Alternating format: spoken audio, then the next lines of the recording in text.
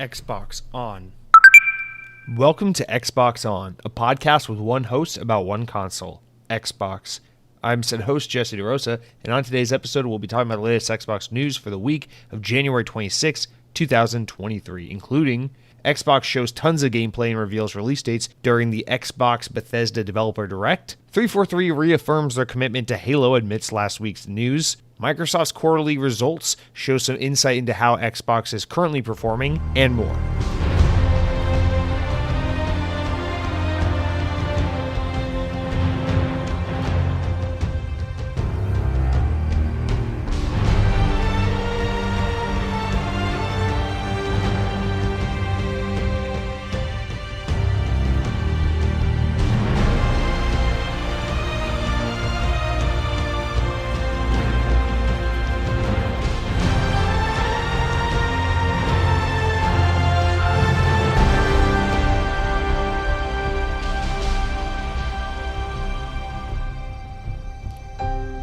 In this day in Xbox history, Cyber Shadow released for the Xbox Series consoles in the US. And this was a Game Pass launch game developed by one-man team Mechanical Head Studios, published by Shovel Knight creator Yacht Club Games.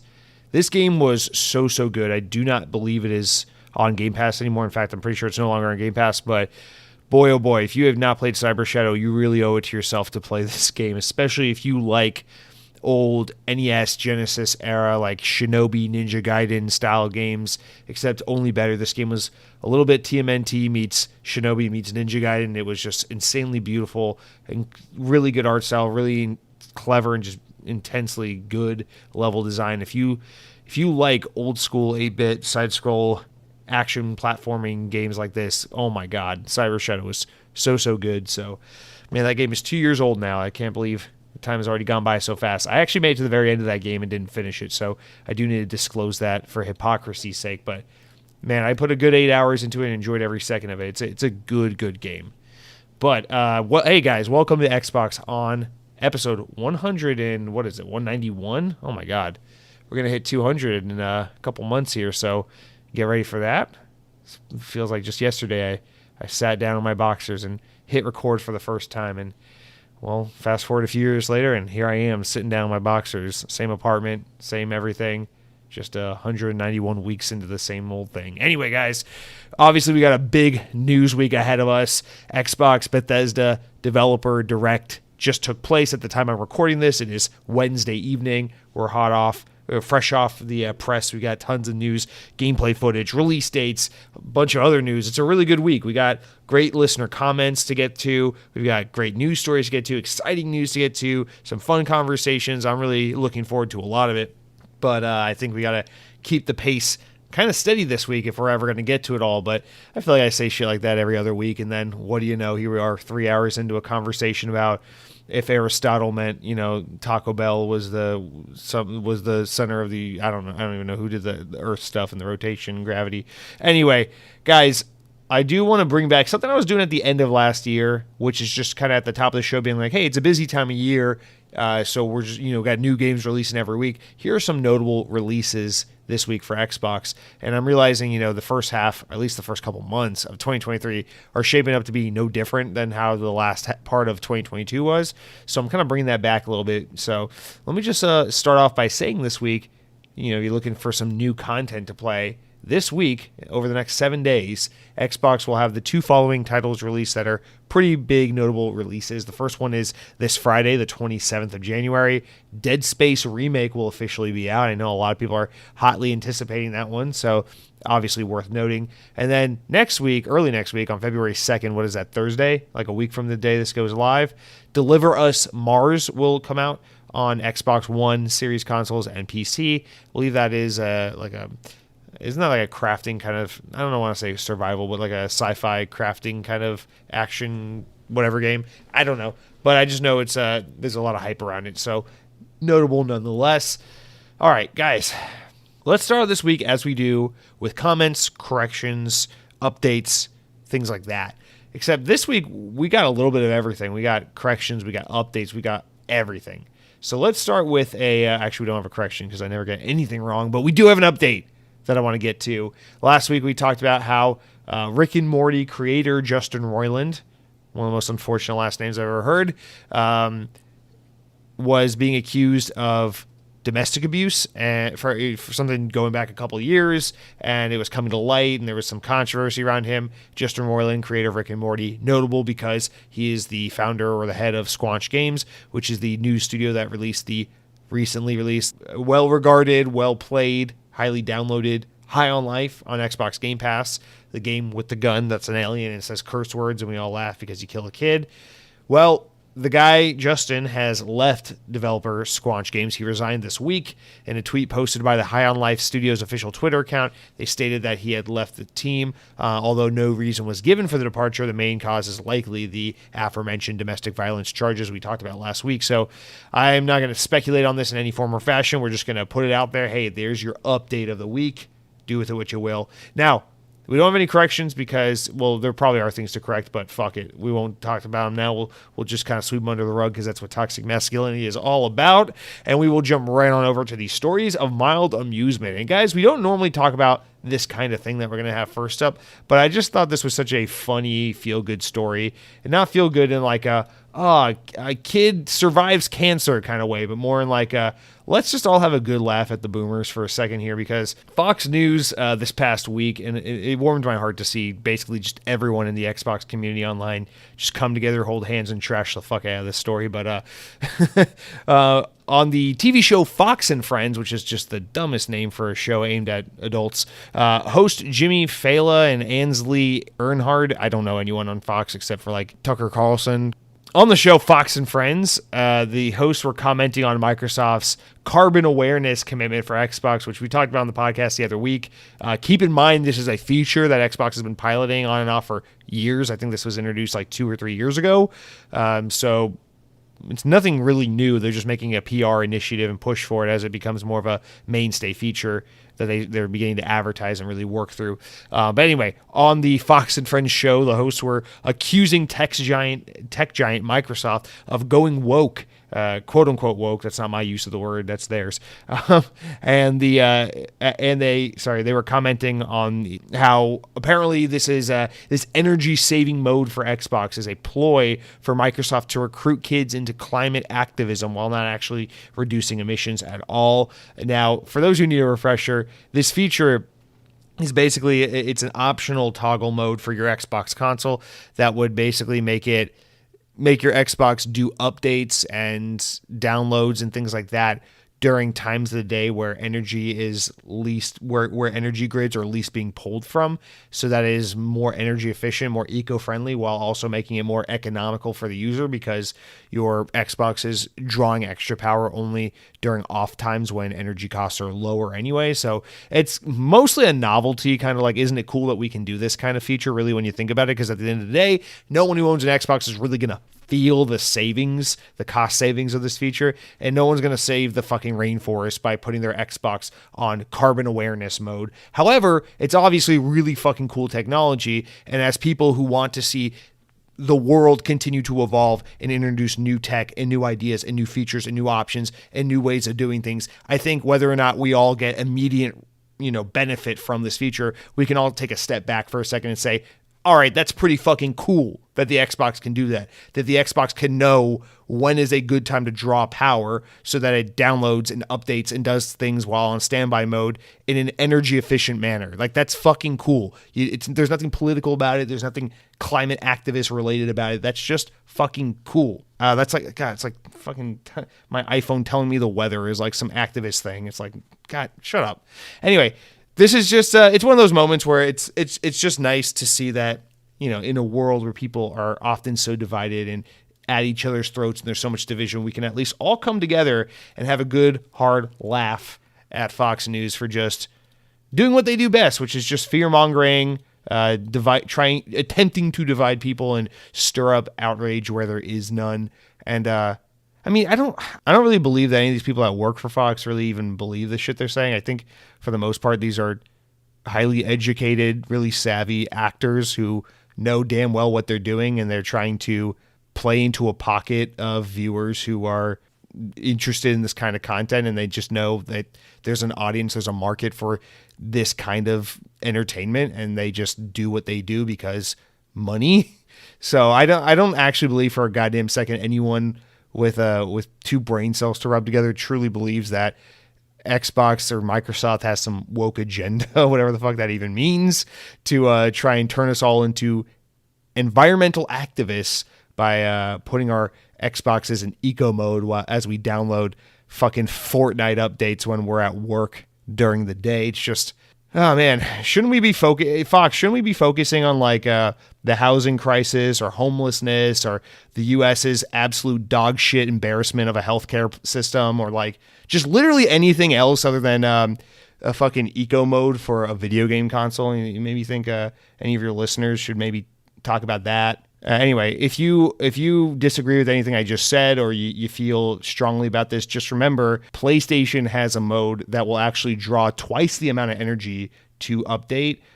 This is called the Let's Go Brandon mode. When you turn your PS5 on Let's Go Brandon mode, it will wait for the least optimal time in the day to download updates, and this will draw as much power. I think Sony touts that it can ostensibly, this can double your energy bill. So that's pretty cool. So if you really want to stick it to the man and fight this wokeness that Xbox is pushing on our impressionable children, let's be honest, it's always about the kids, right?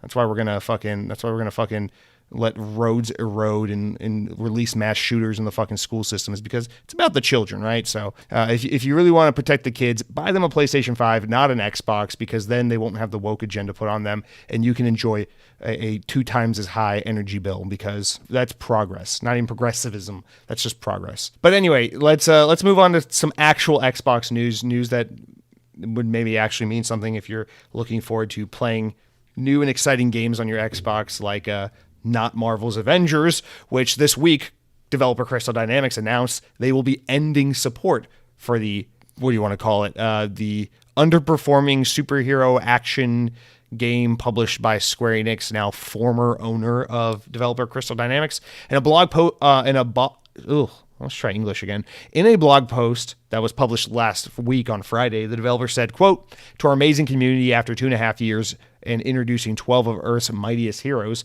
following update 2.8 on March 31st, 2023, we will no longer be adding new content features to Marvel's Avengers.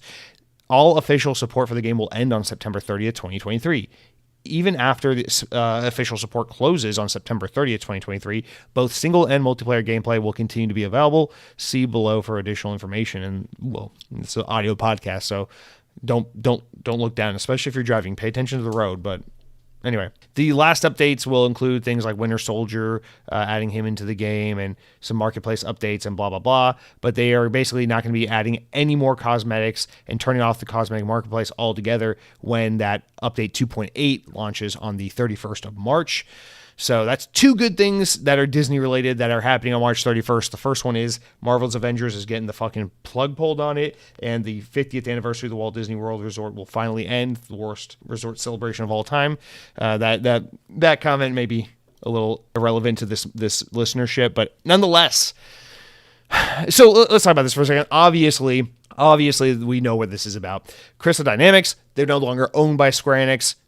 This is a live service game. This is kind of holding this some big expensive baggage for Square Enix to have to hold on to. Licensing Marvel is really, really expensive, so you don't want to continue to support this game because you have to continue to pay Disney massive sums of money in order to continue to develop and add more content. Plus, you probably have to continue to pay Disney in order to add more cosmetics and continue to add seasonal offerings and various all the types of content.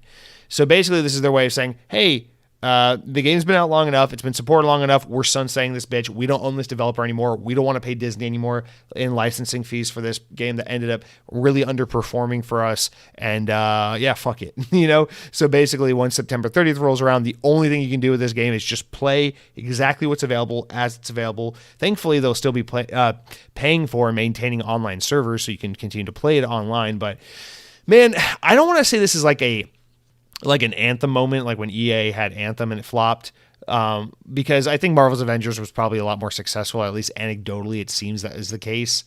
But this is, by all accounts, a big L for for both Crystal Dynamics and for Square Enix, because even though it's good, as a developer for Crystal, this kind of just frees them up completely now to no longer be attached in any way to their former publisher and to this former project that's kind of, taking attention and energy and resources from whatever is next for this team. But at the same time, there's no denying, originally the plan for this game was that it would come out, it would sell like crack because it's Avengers. It would have massive player base and the game would have long legs that would just keep going forever and ever and ever with tons of support year after year after year. They wanted this to be Destiny, but with Marvel's Avengers. And obviously the game just wasn't that. I know a lot of people argue that the criticisms of this game are a little overdone and that the game's better than a lot of people make it out to be. I personally only ever played like an hour and a half, 2 hours of this game. It just bored me to death. I couldn't get into it. So I don't know. I don't really have enough experience to really speak to it, but nonetheless, there's no denying this game severely underperformed. Square Enix talked time and time again about how they took losses in 2021 when this was released. 2020 or 2021, whatever it was. I think it was late summer, early fall 2020, I think is when it came out. And, that year, basically all their financial support was just the massive sales of Final Fantasy VII Remake, because Marvel's Avengers had just pulled the company's performance down so heavily with how it underperformed. Now we can blame one party or another based on whether that was Square Enix for over bloating this game and over expecting, too much from it, or if it was maybe just whatever the case may be. Clearly this game just didn't resonate the way they had expected it to. So after a long belabored 2.5 year support cycle, this game is finally just getting the axe pulled on it. And, it's disappointing because there's no doubt, of course, going to be proponents of this game who did love it, who did enjoy it, who are going to be sad to see it go. That's always the case, of course. But, I don't know. I ultimately see this as a positive thing because I think there's much better things you can do with these various Marvel IP. I think Crystal Dynamics is way too talented of a developer to be tied to a IP like this that just didn't really fit their development chops and that they weren't really getting to exercise their best efforts on. I think, Square Enix is clearly not interested in this Western development kind of game anymore, and for them to be able to distance themselves from it, I think will be ultimately better for the things they do better, which is Japanese role-playing games and things like that. So all around, I see this as a ultimate good thing, but nonetheless, this is going to be disappointing for some. Listen, as a Disney Infinity lifer, I know it's hard, but we'll move on. We'll find new games. All right, next up, a confirmation that Microsoft will be having some kind of E3 or E3 adjacent showing this summer. VGC reports that Xbox have confirmed they'll return to Los Angeles for a summer showcase ahead of the first physical E3 show in 4 years. In a blog post on Xbox Wire, the company said on Wednesday that, as we have announced previously, quote, in order to dedicate the proper amount of time to deep dive into Bethesda Games Studio Starfield, a standalone show for that game is in the works. In addition to this, our teams are working hard and look forward to sharing even more of what's next for our fans when we return to Los Angeles for their yearly showcase this summer. After 4 years of no E3, the showcase is set to be held in June in the traditional venue of the LA Convention Center. Just days before the revamped E3 returns, Summer Game Fest, a digital showcase held by journalist Jeff Keighley, will hold a live show at the YouTube Theater at Hollywood Park in Inglewood, California. I don't know that I would call Jeff Keighley a journalist, but anyway. Neither E3 nor Summer Game Fest have been announced yet, which publishers will attend at their event. The Xbox announcement suggests that it will likely have a presence in LA during that same window. So as for which event it's technically a part of, we don't know. Maybe it'll be its own thing. Maybe it'll be E3. Maybe it'll be Summer Games Fest, but it seems like it will no doubt be around that window. All right, that's not much to say there. Xbox has always been a big proponent and supporter of kind of the traditional showcases, your E3s, your Gamescoms, and things like that. So if they end up being part specifically of E3, I especially won't be surprised. But I guess it would be surprising a little bit if they went with Summer Games Fest instead of E3, but I don't think they will. I think likely what this is they're going to do E3 like they used to do traditionally well before the pandemic. Either that or they will be doing kind of like what EA does. They'll do their own standalone event right across the street from E3 around the week of E3. And so it'll kind of be like it's an E3 showcase, but it will technically be considered a separate thing. But nonetheless, it's just exciting to know that we're getting that big Xbox showcase this summer like we used to get all the time. We still kind of get it, but I miss the in-person, people on stage, a Forza car there, some celebrity coming out and having no business being there. I miss that kind of showmanship a little bit, and so it'll be, I don't know, maybe comforting to see that, I think, a little bit. So something to look forward to. Now, next up, this one we'll just blast through because I'm so fucking tired of Activision stuff, the Activision Microsoft deal.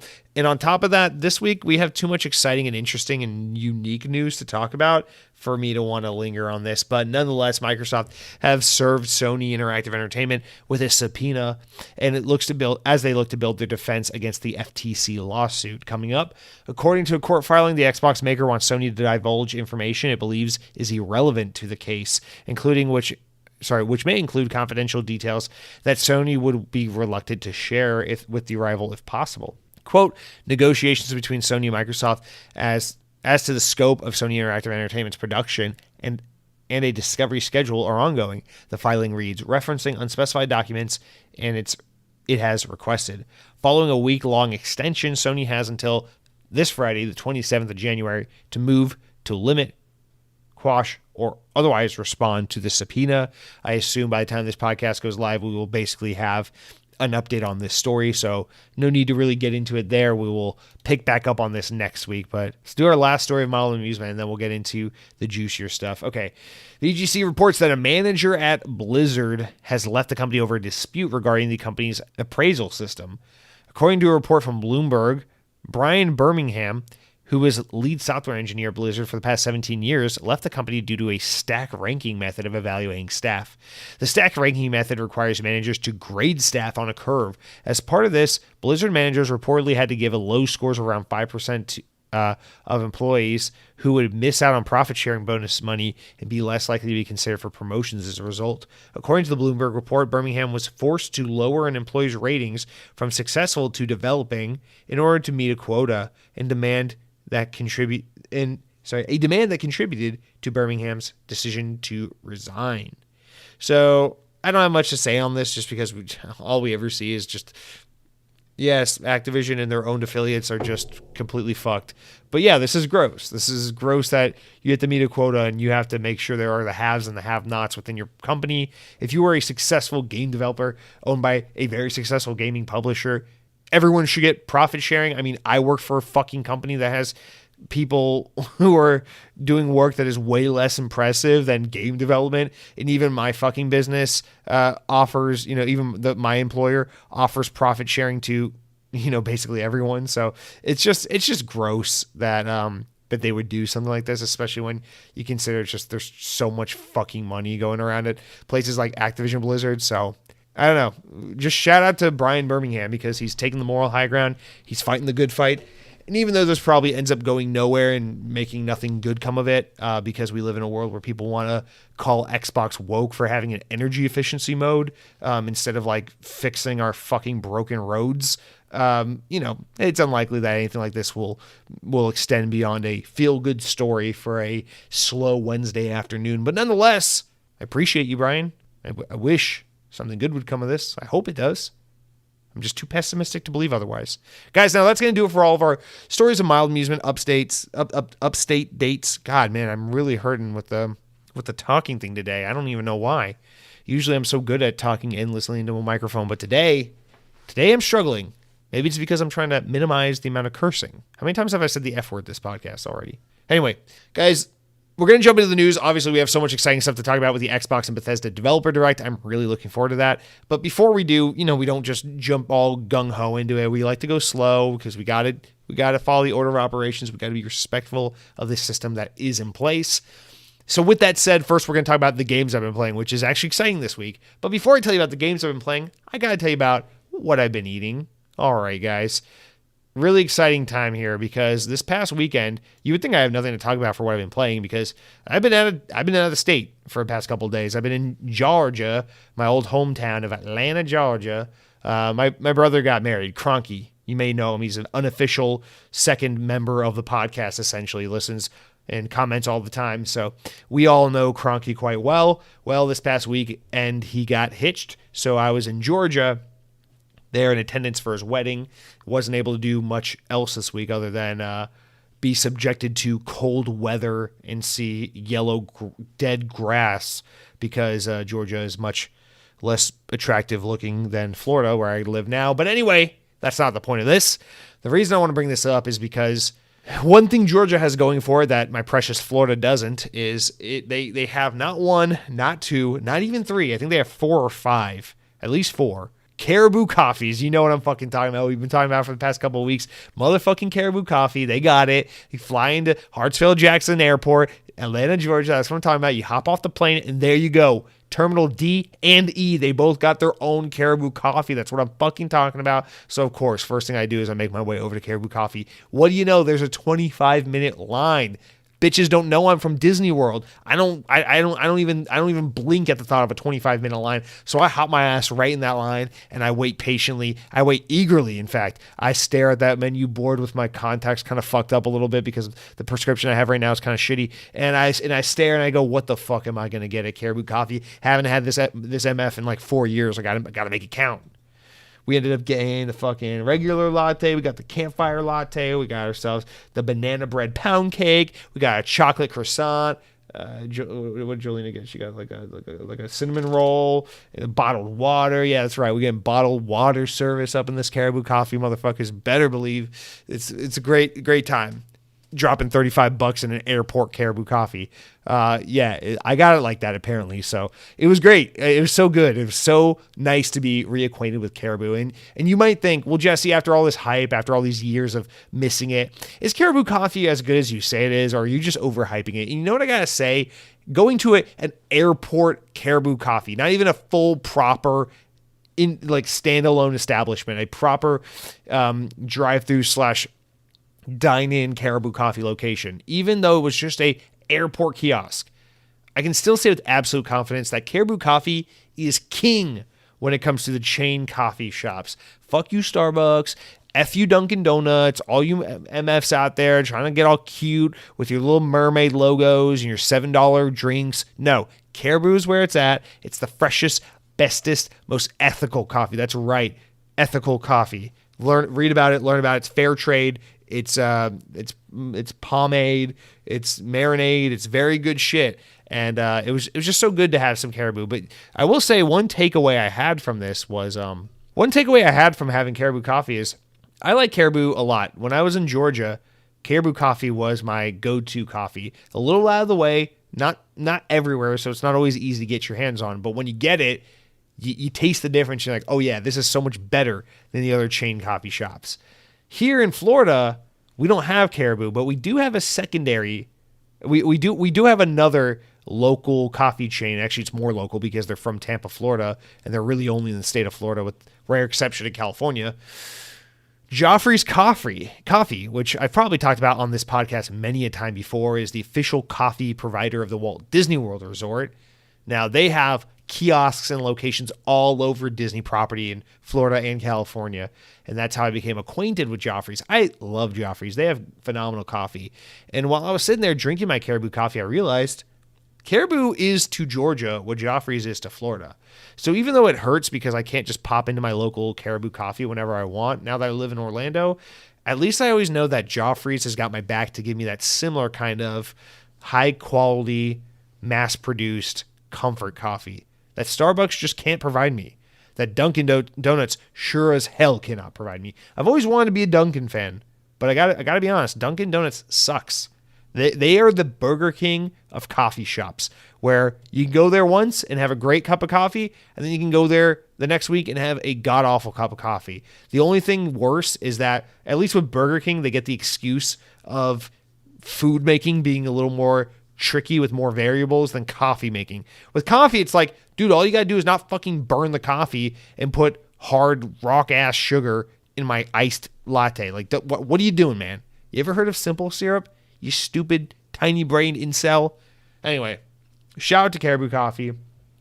As a side note, I contemplated going through Cronky's wedding dinner menu and kind of like critiquing and reviewing all the food at his wedding. for the what I've been eating this week, but I felt like that would be a little too, I don't know, maybe just a little too boring and mean-spirited. So I ended up not doing that. But just know, Cronky, I did take tasting notes on the food at your wedding. I have thoughts.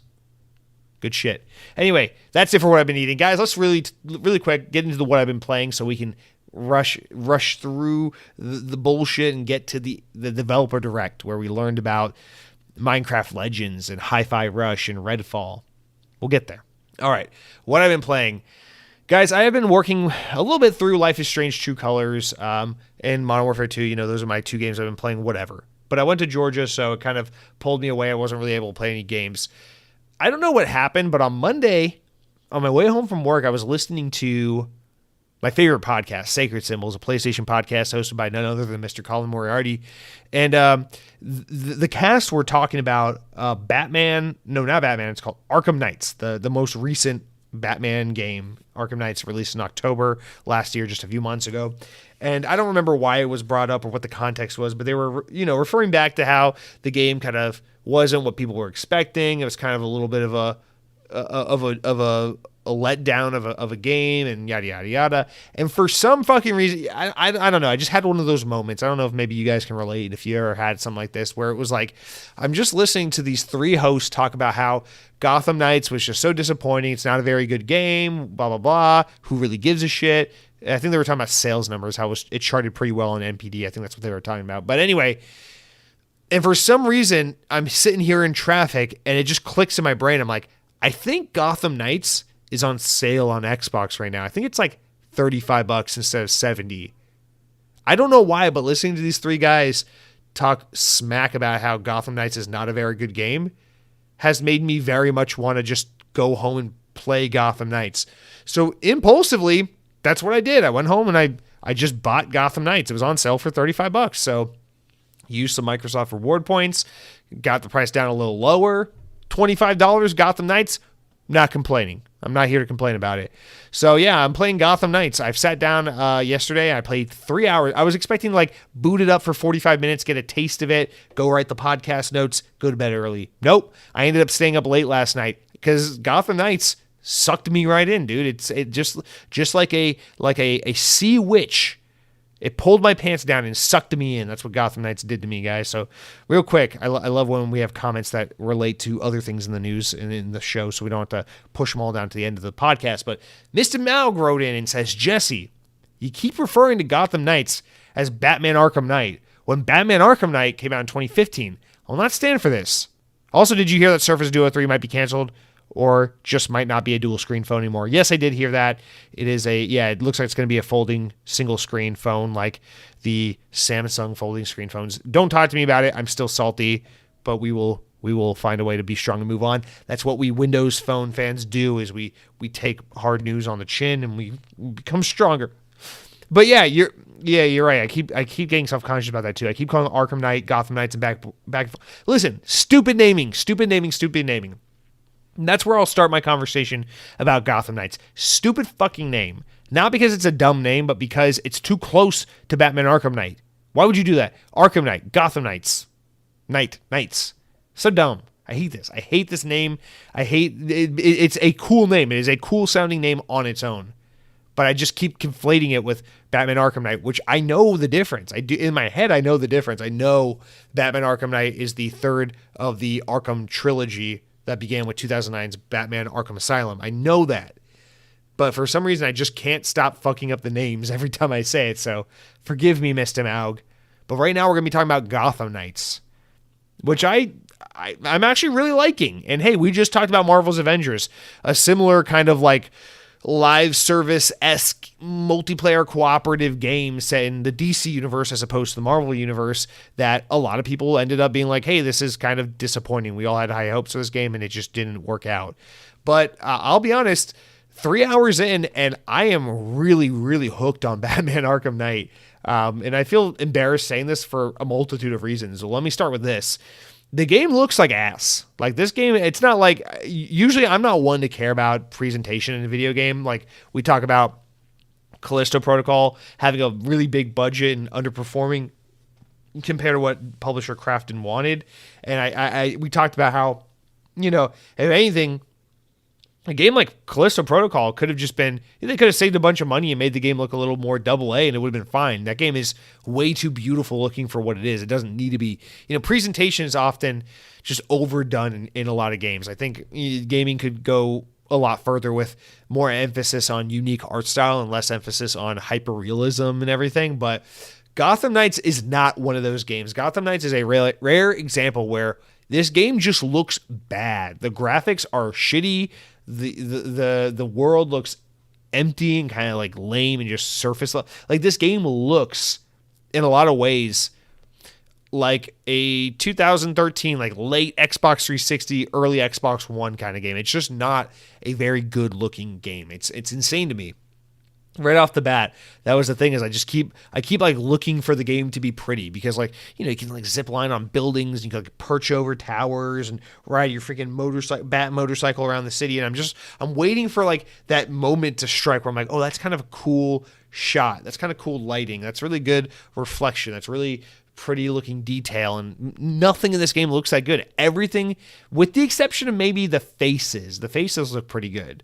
But with the exception of that, this game just looks rough. And listen, again, I'm not the kind of guy who cares too much about that, generally speaking. So I don't care. That's not going to impact my ability to enjoy this game or not. It's just notable to me because this game was in development for so long. I think this game was in development for like 7 or 8 years. So it's like, what the fuck were you guys doing for all that time? Like, how did you not make a game that is like so hyper polished and so next gen looking? I don't understand. And then, keep in mind the controversy, and I feel like I'm probably a hypocrite here, because remember the controversy a few months ago was the game only runs at 30 FPS on console, even if you're on Series X. Listen, I can understand 30 FPS on my Series S, but on my Series X, a game like Gotham Knights should run at 60 FPS 4K or 60 FPS 1440. Dude, something. What is your excuse?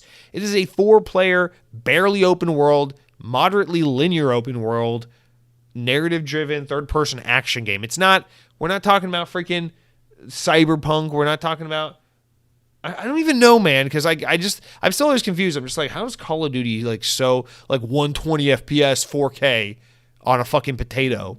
And then like Gotham Knights can't figure out. And remember, there was the one guy that worked on this game that was kind of like making some a bad reputation for himself by being like, oh, well, don't blame us. It's the Xbox Series S's fault. We got to develop for the lowest cost. Shut the hell up, dude.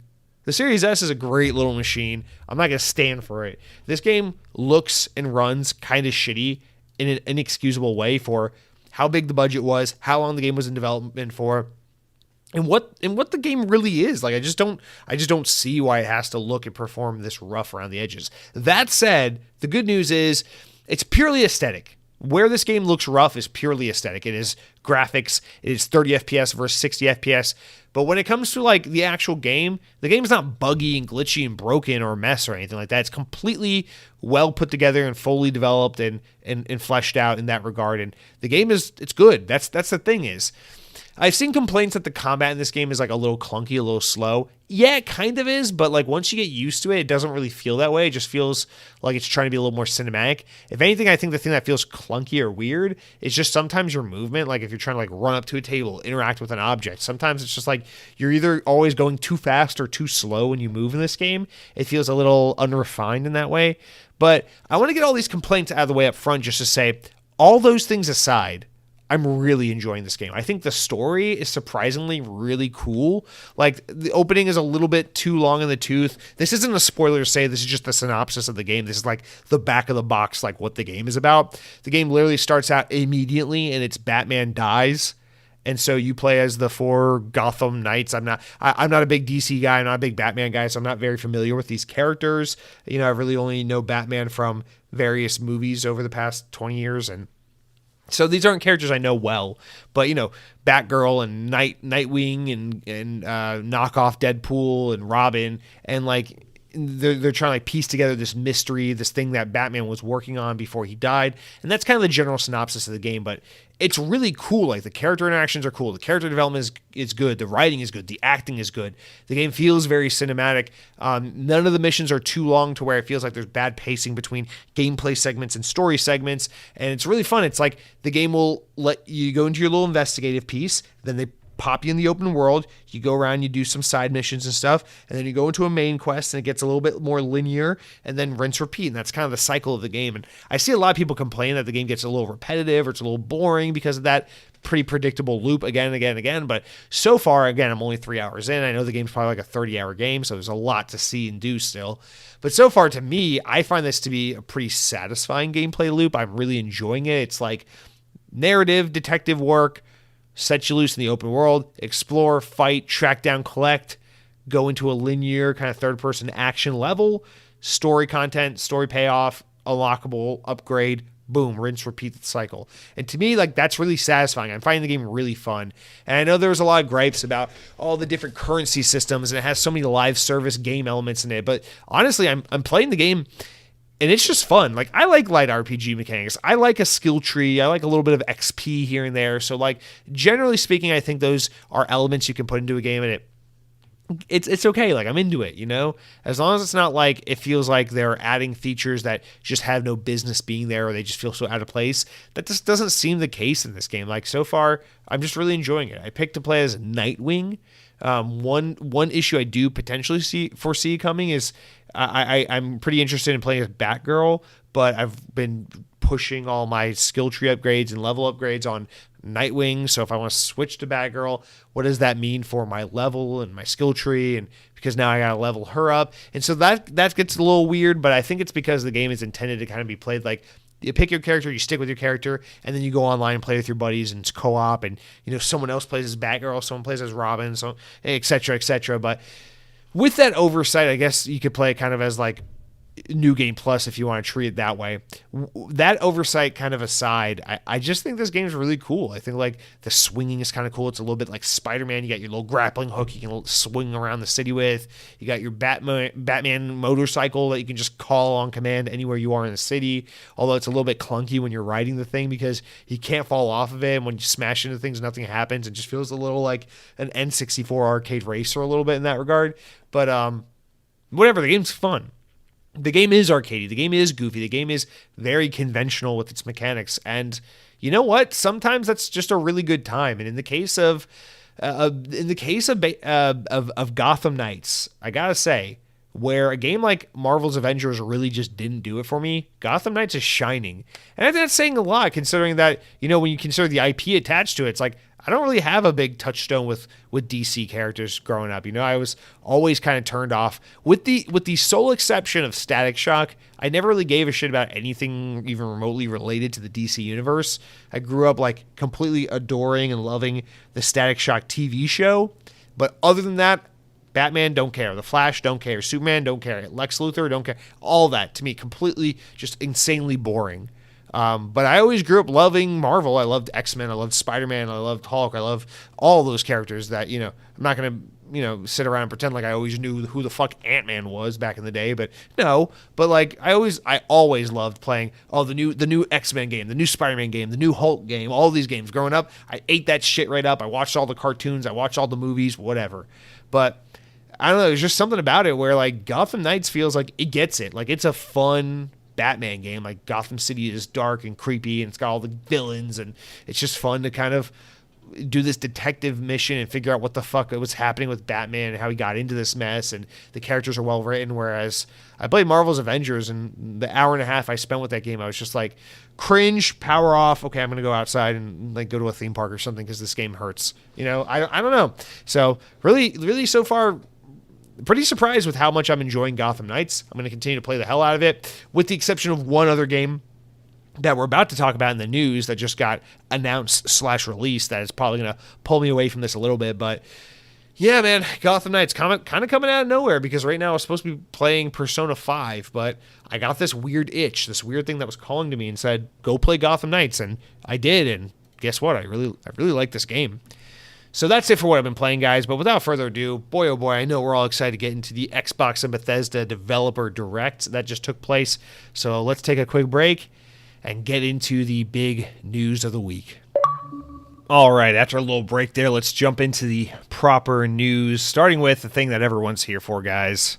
My award-winning personality. No, I'm just kidding. The Xbox and Bethesda Developer Direct. Yes, so we're just a couple hours removed from this. I haven't had much of a chance to just stop and just think about this event. So this is going to be pretty raw, immediate kind of response thoughts, I guess. Although, to be fair, most of these are like in-depth looks at games we've either already seen or already known about. So it wasn't like too much that was like mind-blowing here, save for the big secret reveal, which we'll get into in a minute.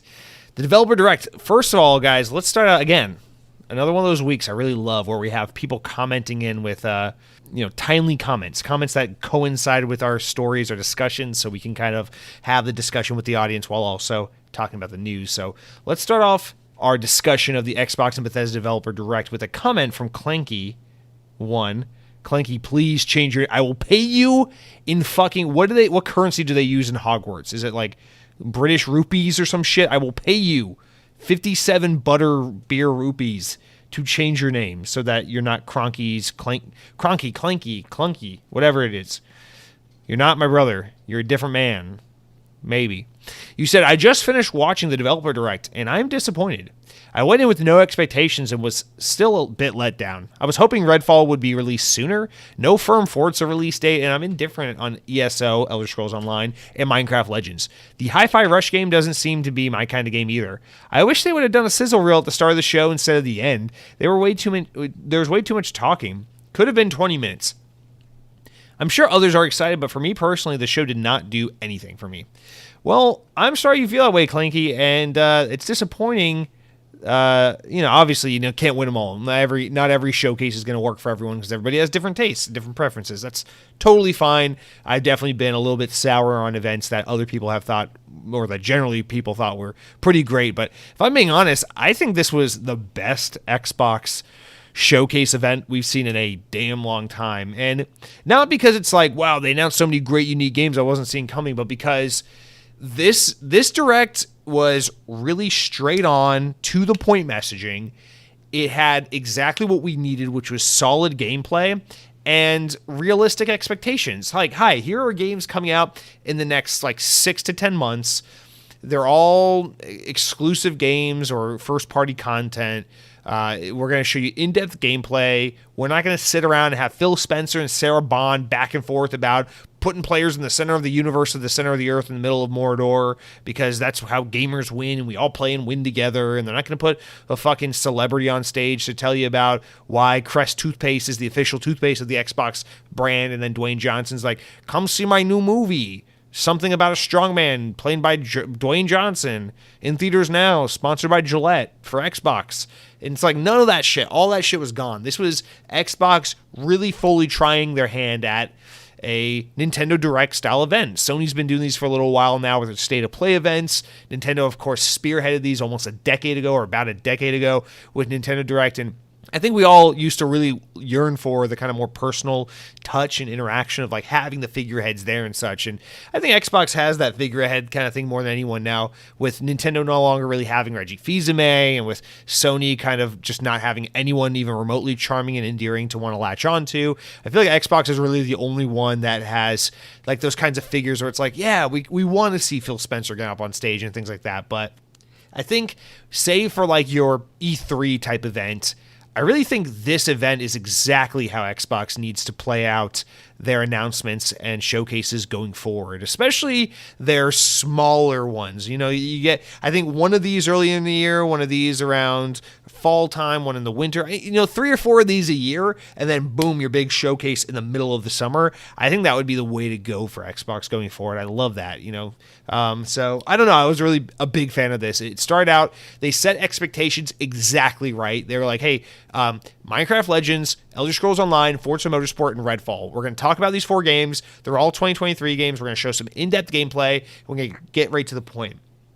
And then, of course, when the Direct started, they immediately teased off the bat. They're like, get ready for us to talk about these 4 games. And that scratches out 4 and replaces it with a 5. And it's like, oops, there's going to be a special secret, which is super exciting. And I think Xbox did such a great job of really setting the stage and being like, listen, if you get your hypes up and end up being disappointed, that's 100% on you. Because they literally said for weeks leading up to this, like, Starfield will not be here. Starfield is getting a separate event in the near future. So we're all expecting a dedicated Starfield event in like a month or two. Okay. So they set that expectation. They told us exactly what games they'd be talking about. They told us it was about games coming out in 2023.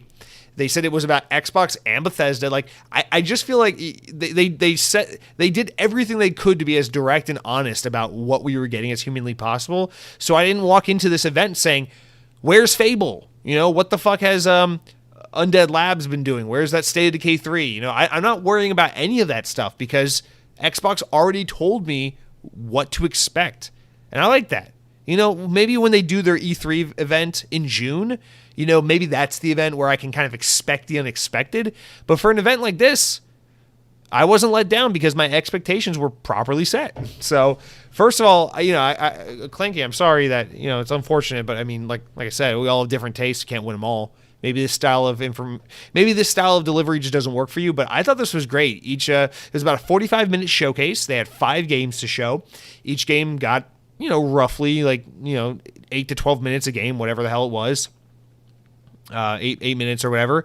And I thought it was good shit. So let's just go in the order. I pulled this from Windows Central. It's just a little bit of everything that was shown kind of article, and I just pulled out key phrases and bullet points and tried to push it all out so we can kind of go through them one by one. They started with Minecraft Legends. This is a game I've been pretty keen to learn more about. Minecraft Legends, the action strategy game from Mojang Studios, the Minecraft developer, as well as Blackbird Interactive. And keep in mind, Blackbird Interactive is basically the team that's making this game. I think this is more like Mojang is shepherding the IP and Blackbird's kind of making the game.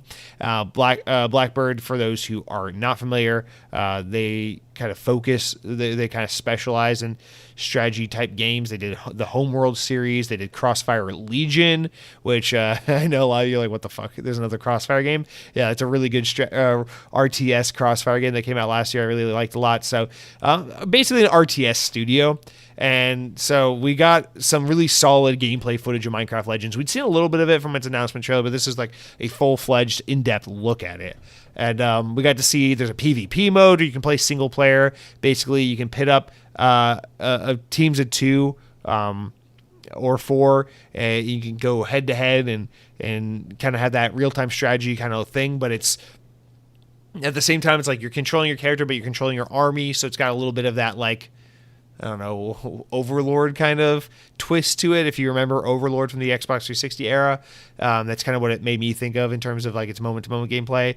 But it also has that building element that Minecraft is so well known for. So you can build your base, you can fortify your base, you can defend it. You can what was it? Oh yeah, the arenas, the battle arenas are procedurally generated. So every time you play, it's a little bit different. So you get to build your base and protect it kind of differently depending on what your arena is each time and how your opponent is setting up their base and playing. You can play more defensively or more aggressively. I really love real-time strategy, so I think taking that and applying it to Minecraft is really cool.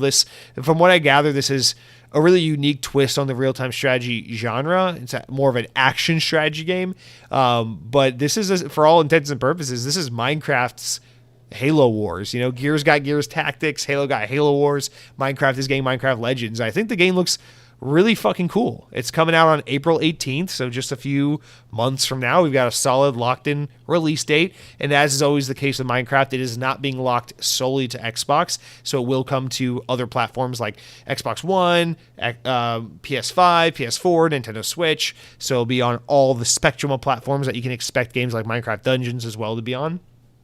I don't have a whole lot to say about Minecraft Legends other than I was pretty curious about the game when they first announced it. Thought it sounded pretty cool. I think it looks really awesome now. I like Minecraft. I don't know if we said this last week, but I find Minecraft to be that one. It's like that one IP where it's like everyone loves it. It's obnoxiously huge on YouTube and with kids and all this stuff. But for whatever reason, it doesn't bother me. I like Minecraft. I feel like it's wholesome, it's fun, it warrants its popularity by being a really solid game. I don't know, I like the IP, I like the art style. I continue to be a Minecraft supporter, even though it's not a game I play a whole lot. And Minecraft Legends, much like Minecraft Dungeons seems like another way to utilize this IP to make a really fun an approachable game in a genre that's otherwise generally regarded as a little more hardcore, to kind of help shepherd this Minecraft generation of people who just grew up playing this game and broaden their horizons with some other genres, while also making more of a family-friendly, low barrier to entry, kind of fun and accessible strategy game for people like me who really appreciate this genre but aren't necessarily complete buffs when it comes to these kinds of games. So I don't know. I just think Minecraft Legends looks really cool. This is yet again, I rag on Xbox all the time. Look at PlayStation. They got their exclusive games. They got games. Nintendo's got games. Xbox, where are the fucking games? One thing I love about Xbox is when they do have games, especially since the days of the Xbox One, when they got games to show, they have a good variety. And I feel like that's one thing this showcase did in spades. And that's one thing I really liked about Minecraft Legends is I'm just like, this is a game that it's not, you don't look at it and you're just like, oh, that's just another Xbox game. It's just another bro shooter, first person, gory mess of a game, glorifying war, blah, blah, blah. No, it's like, no, it's Minecraft Legends is absolutely going to be an Xbox game, but it is a unique offering. It's a nice palate cleanser. If you just got off a Game Pass binge of playing Doom 2016 and Halo Infinite and Wolfenstein: The New Order and all this shit, and now you're looking for something different to play, Minecraft Legends is going to be another great Xbox game that's going to give you a breath of fresh air. You don't got to keep playing the same game over and over again. I'm looking at you, Last of Us Part 2, Part 1, Part Remastered. But anyway, I don't know. This is one thing I really appreciate about this event in general, is that every game shown was entirely different from the last one, and pretty much all of them were interesting. So that was Minecraft Legends. Not too much to say about it because I feel like the game is pretty straightforward. We already kind of knew what we were getting ourselves into with that game. And now it just looks like something really worth looking forward to, I guess. About 3 months until it hits Game Pass, so looking forward to that one for sure. Next up, they showed Forza Motorsport. This one I was very curious to see because this game, as you remember, we got like a tonal engine piece, but we never really got serious gameplay footage of this game. And we never got a whole lot of information on it. We just knew that this is going to be the future of Forza. It's just called Forza Motorsport. It's not called Forza Motorsport 8. It is just going to be kind of a games as a service, not really games as a service, but it's going to be a platform for Forza is kind of the idea. Now that all of Xbox's first party lives through Game Pass, this kind of offers Forza fans the ability to just be like, hey, I'm already a Game Pass subscriber. We don't really need to make Forza 8, then Forza 9, then Forza 10. We can just make Forza and just support the game over a long period of time with new features, new updates, new cars, new tracks, new everything, right? And that's really what this game seems to be at its core. It's been quite a while since Forza Motorsport 7 came out. I mean, that game came out in, 2017? Like, that's a long time for a Forza game. Usually these games are or every other year. And so really, I've been really curious just to see like what this game looks like. And I don't know what I was expecting, I guess, but Chris Isake, creative director of Turn 10 Studios, kind of introduced the gameplay segment and was the one who shepherded the gameplay walkthrough. And we're seeing the game, and I'm like, I don't know what I was expecting, but it's definitely a Forza Motorsport game. It looks like another stunningly beautiful arcade racing game that is just going to make car enthusiasts and track nuts just completely go goo goo gaga for this game, because as Forza Motorsport always has been, it's just this pinnacle, this absolute aspiring, I guess, what do you want to say, like the star student of what a sim racing game can be. And this game looks to be no different. They touted the damage physics, the dirt buildup animations and aesthetics and everything, how the game has over 500 cars available from the start, the most new cars of any Forza game ever, over 100 cars that have never been in the game before, different locations, like a track in South Africa. They talked about real-time ray tracing, rendering features, bringing unmatched realism to the game, as they talked about. So it's Forza Motorsport. If you've never been into Forza Motorsport, now it's probably not going to really change much of anything for you, but no doubt this game should have longtime Forza fans very excited about the future of this franchise, because this looks fabulous. They also mentioned that there is a single-player campaign or career mode, not campaign, but career mode in this game, which is, I think, different for Forza Motorsport. So I'll be curious to see if maybe that adds, Forza Motorsport, I love cars. I love racing games. Forza Motorsport, I've dabbled in. Really, 5 was the one I played the most of the Motorsport series. I'm a Horizon guy. I like the arcadiness. I like the goofiness. I'm not that technical with these things. So I'm not a huge Forza Motorsport player, although I respect this franchise a lot. I do wonder if maybe this career mode might offer a way for people like me to maybe get a little more mileage, no pun intended, out of a game like this. So I'm definitely looking forward to giving it a try. This is the only game that did not have a specific release date from this event. They just confirmed it is still a 2023 release date. Remember, there were rumors saying that this game would come out before Starfield or something like that. I was always kind of the mindset that this would be a November release. So that's kind of still where my money is now that we're back to this ambiguous 2023 release. So I'm going to say November. More vaguely, I would say between September and November, but without, but if I were a betting man, if I had to pick a month, I would say November is probably when we're going to get this game, which I'm totally okay with. I think some people are maybe expecting this to be a little sooner because remember, a lot of people were like, oh, everything showed this event is going to be released in the next 6 months. So maybe, but if Forza Motorsport was coming in the next 6 months, I feel like we'd have a date for it. So I'm still going to stick with my September to November timeframe for this game. But nonetheless, Forza Motorsport, if you like this series in the past, I think you're in for a treat here. Although I would like to hear more about kind of their vision for it being a platform. I wonder if Halo Infinite's just complete botched live service aspect has frightened them from kind of marketing this as the platform for motorsport going forward.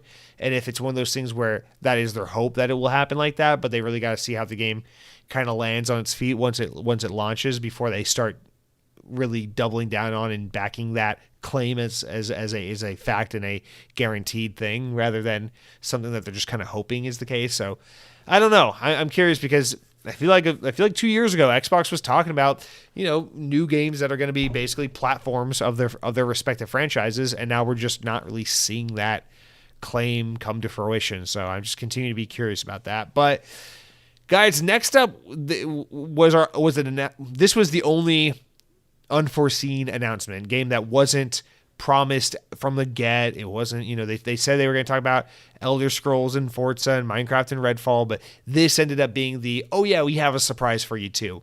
And this was so exciting and so fun for me to see because actually this was in the notes for this podcast this week, is that we were going to talk about how this game was actually leaking and that the expectation was it would be announced at this event. But, nonetheless, still, I wasn't looking too much into it. And so I was still pretty pleasantly surprised, not really knowing what it was, just knowing the title and that it was leaking, that they announced Hi-Fi Rush, a new rhythm action game where you can press buttons and attacks to the beat of the game to improve your combat. However, unlike other rhythm action games, like what was that one that just came out, that Metal Hellsinger or like No Straight Road or any of those kinds of games where playing to the beat of the music isn't required. It is just a way to improve your performance and your combat in this game. So really enticing to me because I love action. I love third-person action games, platforming games, linear storytelling, cartoony games like this looks to be. But usually rhythm action generally turns me off a little bit because I suck at these games. I don't find them to be very fun. But it seems like they're trying to make this game a best of both worlds where it is a rhythm action game, but it's also really accessible for people who just want a typical third-person action game. So I don't know yet. As soon as I got home from work, I hit download, so I got that thing loaded up right now on my Xbox. I plan on getting into a little bit this weekend. It's hard because I'm going to be out of town again this weekend, so don't really have a lot of time to play. But now, between Hi-Fi Rush and Gotham Knights, I got a lot of stuff I'm really excited to play. So sorry, Modern Warfare 2, you're getting pushed aside finally.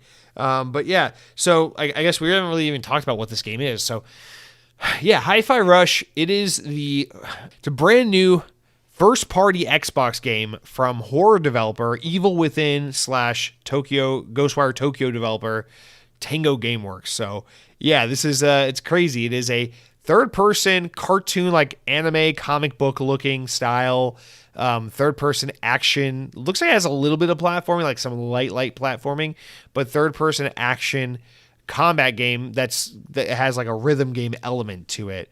and it looks like that indie game that came out a year or two ago, No Straight Road. I've been meaning to play it forever because the game has a fucking awesome soundtrack. But it looks like No Straight Road meets Jet Grind Radio, the old Sega Dreamcast series. It looks like a bleeding of those two games, but with this like rhythm combat thing, and the game just looks so freaking good. Like I'm so excited to see this game. It looks like it's all music based. It's got tons and tons of like cool Japanese rock music, but you got like your freaking keyblade type instrument, like guitar looking sword weapon. You run around slashing robots, but you try to do it to the beat of the music to get better combos and pull off better combat. But the game looks super stylized. It's like 50% anime meets some kind of like Sunset Overdrive thing. So it's like a little bit of Jet Grind Radio meets a little bit of Sunset Overdrive meets a little bit of No Straight Roads. It's got super stylish movement, some, like I said, light platforming. It looks like some crazy thrown around, jumping from building to building kind of stuff a little bit. Not as traversal heavy and exciting as like a game like Sunset Overdrive, but definitely stylish in that manner with a little bit of that pizzazz. Something about the way he swings his sword around and fights enemies actually looks a lot like Kingdom Hearts. So I'm getting a lot of different inspirations from this game. You got a rhythm, third-person action game. It's got a little bit of Jet Grind Radio. It's got a little bit of Kingdom Hearts. It's got a little bit of No Straight Roads. It's got a little bit of Sunset Overdrive. And the game looks freaking awesome. It's like this alternate future kind of thing where corporations, blah, blah, blah. You know how it goes. Corporations did this and that, and the guy's got a cyborg arm, and you fight these robots. And I don't know, the game just looks fucking cool, and it's super stylish. And again, I'm going to say the same thing I said with Minecraft. I love that Xbox can do this thing where, like, yeah, we get Hi-Fi Rush, and we get Minecraft Legends, in addition to Fable and Starfield and Halo and Gears of War and Forza and these more tonally serious and mature type games. Because I feel like the perfect platform is like a little bit of what Nintendo does, a little bit of what PlayStation does. I feel like Xbox is the one, they don't always have it because they're so bad with like the cadence of good release scheduling for their first party content. But there are always those times, those moments where I'm like, ooh, Xbox, you have all the potential in the world to be that platform where you have the first party support that has action games, cartoony games, platforming games, family-friendly games, but you also have really good racing games and narrative third-person, like emotional, story-driven games. And you also have like the badass, mechanically superior first-person shooters that are so fun and the awesome multiplayer games. It's like when you look at like the spectrum of Xbox first-party content, it's like they have a little of all of that. If they could just get all their things in a row to where they have this normal release schedule of like really reliably solid games at a decent clip, I feel like Xbox would be so unbeatable because they cater to so many different audiences. And as someone who likes a little bit of everything and wants that variety with their games, and especially considering that they have a service like Game Pass to support that benefits from having so much variety of games, it's just, this kind of stuff makes me excited. This is the kind of stuff that makes me genuinely excited about Xbox. And I know for a lot of people, a lot of old school Xbox fans, in fact, even, maybe not even old school, but more like Xbox 360 era Xbox fans, you don't want to see something like this. Maybe a lot of those kinds of people are like, they're thinking about Mass Effect, they're thinking about Halo, they're thinking about Gears of War, they're thinking about BioShock, and they're like, I want that. I want the gritty, realistic, grim, dark, shooting, mature, first person, that kind of stuff.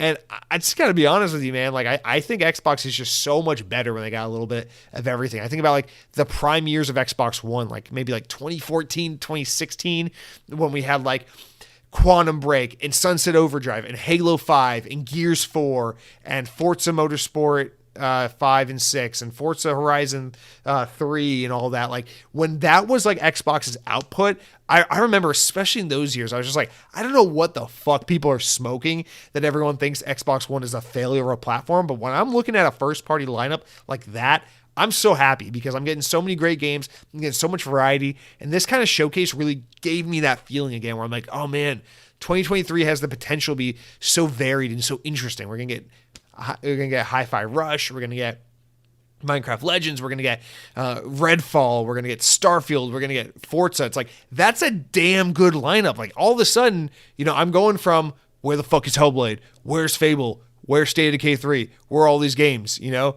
What's the What's going on with the initiative? What's going on with all these games? All of a sudden, like, that stuff kind of takes a back seat for a minute, because even though it is frustrating that we don't have updates on those games and they were announced so prematurely, at the very least, I'm just like looking at the shit we do have right in front of our faces coming immediately, and I'm like, this is cool. I'm excited about all this shit. I want this. I'm up for it. So I don't know, man. Like, this stuff just gets me really hyped. I think this game looks fucking awesome. I definitely can foresee a situation where you got a bunch of your like gruff men type, like, oh, I want action, I want blood, kind of Xbox fans that are gonna be a little pissy because you got like your little anime game, but I don't know, man. I think you gotta be crazy to not want to give a game like this a try. And I think largely one thing I've seen happen a lot in recent years in the Xbox community is I think Xbox fans have done a really good job of being a little more open-minded to different kinds of experiences and taking games like this and giving it an honest shake, as opposed to just being like, nah, I'll just wait for my next Gears of War game. Because I don't know, man. I feel like for sure when I look around the Xbox community, despite all the many gross and obnoxious and grifting type people that exist on social media, I think for the most part, Xbox fans usually do kind of get behind and rally and champion interesting and unique games like this. It reminds me of like what Grounded did. Like, Grounded wasn't necessarily a game that was my thing that really called to me all that much, but I definitely gave the game a try a couple of times, thought it was really cool, really appreciate that we were able to get something like that in the first party, as opposed to just another Fallout New Vegas style game from someone like Obsidian. So I don't know. I'm just rambling on, but I'm genuinely super excited about this game. I think it just looks super awesome. I cannot wait to play it. If I weren't doing this podcast right now, I can tell you what, I'd certainly be on my couch playing this game right now. So I got it loaded, ready to go. Definitely going to look for a way to give this a try as soon as I get the chance, as soon as I get back in town on Monday. But yeah, that was Hi-Fi Rush. Also, can we just, I guess, take a second to talk about how this is Tango Gameworks. This is the guys that make this. First of all, this is the studio headed by Shinji Mikami, the guy that did Resident Evil 4. And this is the developer that was founded and owned by Bethesda, the Fallout and Elder Scrolls guys, owned by them to make games like The Evil Within 1 and 2, which are essentially Resident Evil 4 spiritual successors. And then they made Ghostwire Tokyo, which is about to come to Xbox pretty soon, actually. That should be coming to Xbox in the next couple of months. So it's just such a crazy thing. And we know they were in the news not too long ago for saying, hey, we want to do something different. Like, we don't want to just do horror games. We don't want to just do spooky games. We want to be able to do different things and broaden our horizons. And when they were announcing and talking about this game, they had Shinji Mikami with, I already forgot his name, I'm sorry, but the other studio guy who was kind of like the lead on this Hi-Fi Rush project. And he's like, this is not the kind of game you'd probably expect from me, but it's been fun getting to work on this and do this project. And the team's really excited and they've made something really cool, blah, blah, blah. Obviously, there's a little bit of PR talk or whatever, but nonetheless, it's like, it is cool to get Shinji Mikami's name attached to something like this and to see the team doing other things and exploring other horizons. And hopefully this just keeps the creative juices flowing and gets everyone really excited about alternate kinds of projects they can do. And I don't know, I think developers can flourish when they're given so much creative freedom and flexibility to be able to just do like, fuck it, we're going to make a third-person animated style rhythm action game instead of just another third-person over-the-shoulder horror game. And this is one thing that's like, I give Xbox a lot of grief for this, because I'm like, sometimes I think they give their teams too much money, too much time, too much budget to just go run free and do whatever. But then stuff like this happens, and I'm like, oh, but at the same time, this is what we need. But then again, also to be very clear, and let's clarify, Xbox probably had very little to do with this game's creation. This game was probably in development or greenlit in some serious form or fashion back when Xbox proposed to buy Bethesda, so this probably has a lot more to do with Bethesda than it does to do with Xbox, but it does seem within that spirit of just like, hey, we're going to let our teams make whatever the fuck they want to make and not kind of pigeonhole them, which is what Hi-Fi Rush seems to be the product of. And I don't know, I'm all for it. I can't wait to give it a try. I hope it's great. The next game they showed, this is the game that by far I'm the least interested in. I'm willing to bet the most people were the least interested to talk about and see. But they showed Elder Scrolls Online. I understand it's a big online game. A lot of people play it, whatever. Let's just kind of get through this. So they announced the next big update for the game called Shadow over Morrowind, which will be the last part of the legacy of Bretons. I don't know what the fuck this means. Anyway, they went on to talk about how Shadow over Morrowind DLC will release in the next couple months. In fact, I think they said, they said the game will bring people back to Morrowind from the third Elder Scrolls game, which, a lot of fans obviously are probably pretty excited to get back to. And the game will be basically start with 2 new DLCs, including Scribes of the Fate and Necrom. So the Scribes of the Fate DLC will come out on March 23rd of this year, and for PC, and on March 28th for consoles. Remember, Elder Scrolls Online is supported on non-Xbox hardware as well, so it'll also be on PlayStation. And then the Necrom DLC, which is a 30-hour story-driven content, also taking place in Morrowind, will come out on June 5th for PC and June 20th for consoles. So a lot of new content coming to Elder Scrolls Online, new dungeons, new campaign stuff, new PvE stuff, tons of new content. If you're an Elder Scrolls Online fan, I assume you have a lot of shit to look forward to. I've always been really curious to give this game a try, but I don't think it's ever going to happen for me. I think at this point, the boat has sailed. It's crazy because I know a lot of people are really into Elder Scrolls Online, but at the end of the day, it just seems like there's this massive contingency of people who are like, we want more Elder Scrolls, and like play Elder Scrolls Online. And people are like, no, we want like real Elder Scrolls. Give us Elder Scrolls 6. And it's just this constant like back and forth where you have all this new Elder Scrolls content constantly coming out with this game, but people are just waiting for Starfield and Elder Scrolls 6 and that proper Bethesda kind of release. So I don't know. I feel like this game in some ways gets a little shafted and doesn't get the attention it deserves maybe in some ways. I wouldn't know. I've never played the game. I don't know how good it is. But nonetheless, I got to be honest. This game's been out for a long time. I don't care about it. I'm probably never going to play it. And learning this information to me is just like good for them. They keep supporting this game for the people who love it. I'm sure it has a strong player base. Let's talk about something new because I don't care. And so that brings us to the last game that was at the Direct, which is, of course, the biggest game we're all looking forward to of what they promised to talk about, Redfall. Thank God for Bethesda, am I right? They had 3 of the 5 games shown at this event. But yeah, Redfall. So I'll be completely honest. Redfall is one of my most anticipated games this year. I think my 2 most anticipated games this year are Redfall and Atomic Heart. And with Redfall, I feel like there have been, if you've been following the Redfall YouTube page and Twitter and Xbox and stuff on social media, there have been so many Redfall development diaries and gameplay videos at this point that we have a lot of footage to go off of in this game. And so I'm just going to be honest, I am mostly tapped out on this game. I am so looking forward to it. I'm so sold on it. And I get kind of annoyed and overwhelmed when a game I'm looking forward to like this keeps having further gameplay dives and gameplay reveals and things like that. If this was only like the second time we had seen this game, I'd be a little more excited. But I think this is like the 4th or 5th time we've seen it. And so I'm kind of at the point where I'm just like, yes, I know Redfall looks fucking awesome. I don't care. So I kind of tuned out a little bit at this part, if I'm being completely honest, because I just don't really want to know more about this game. I kind of want to wait for it to come out and just organically and naturally explore and discover all that this game is while I'm playing it, because I'm already sold. I don't need you to sell me on the game. I'm definitely going to play it. But they did reiterate how, it's a solo game, or you can play with up to 3 other people for a total 4-player co-op. Different enemy types that basically are fighting vampires in this game, but there are different enemy types like the shrouds that bring dark mists and can meld into the floor and avoid taking hits, and how they talked about how if you keep killing vampires, you can anger the vampire gods, which will make you have to face stronger threats later on in the game.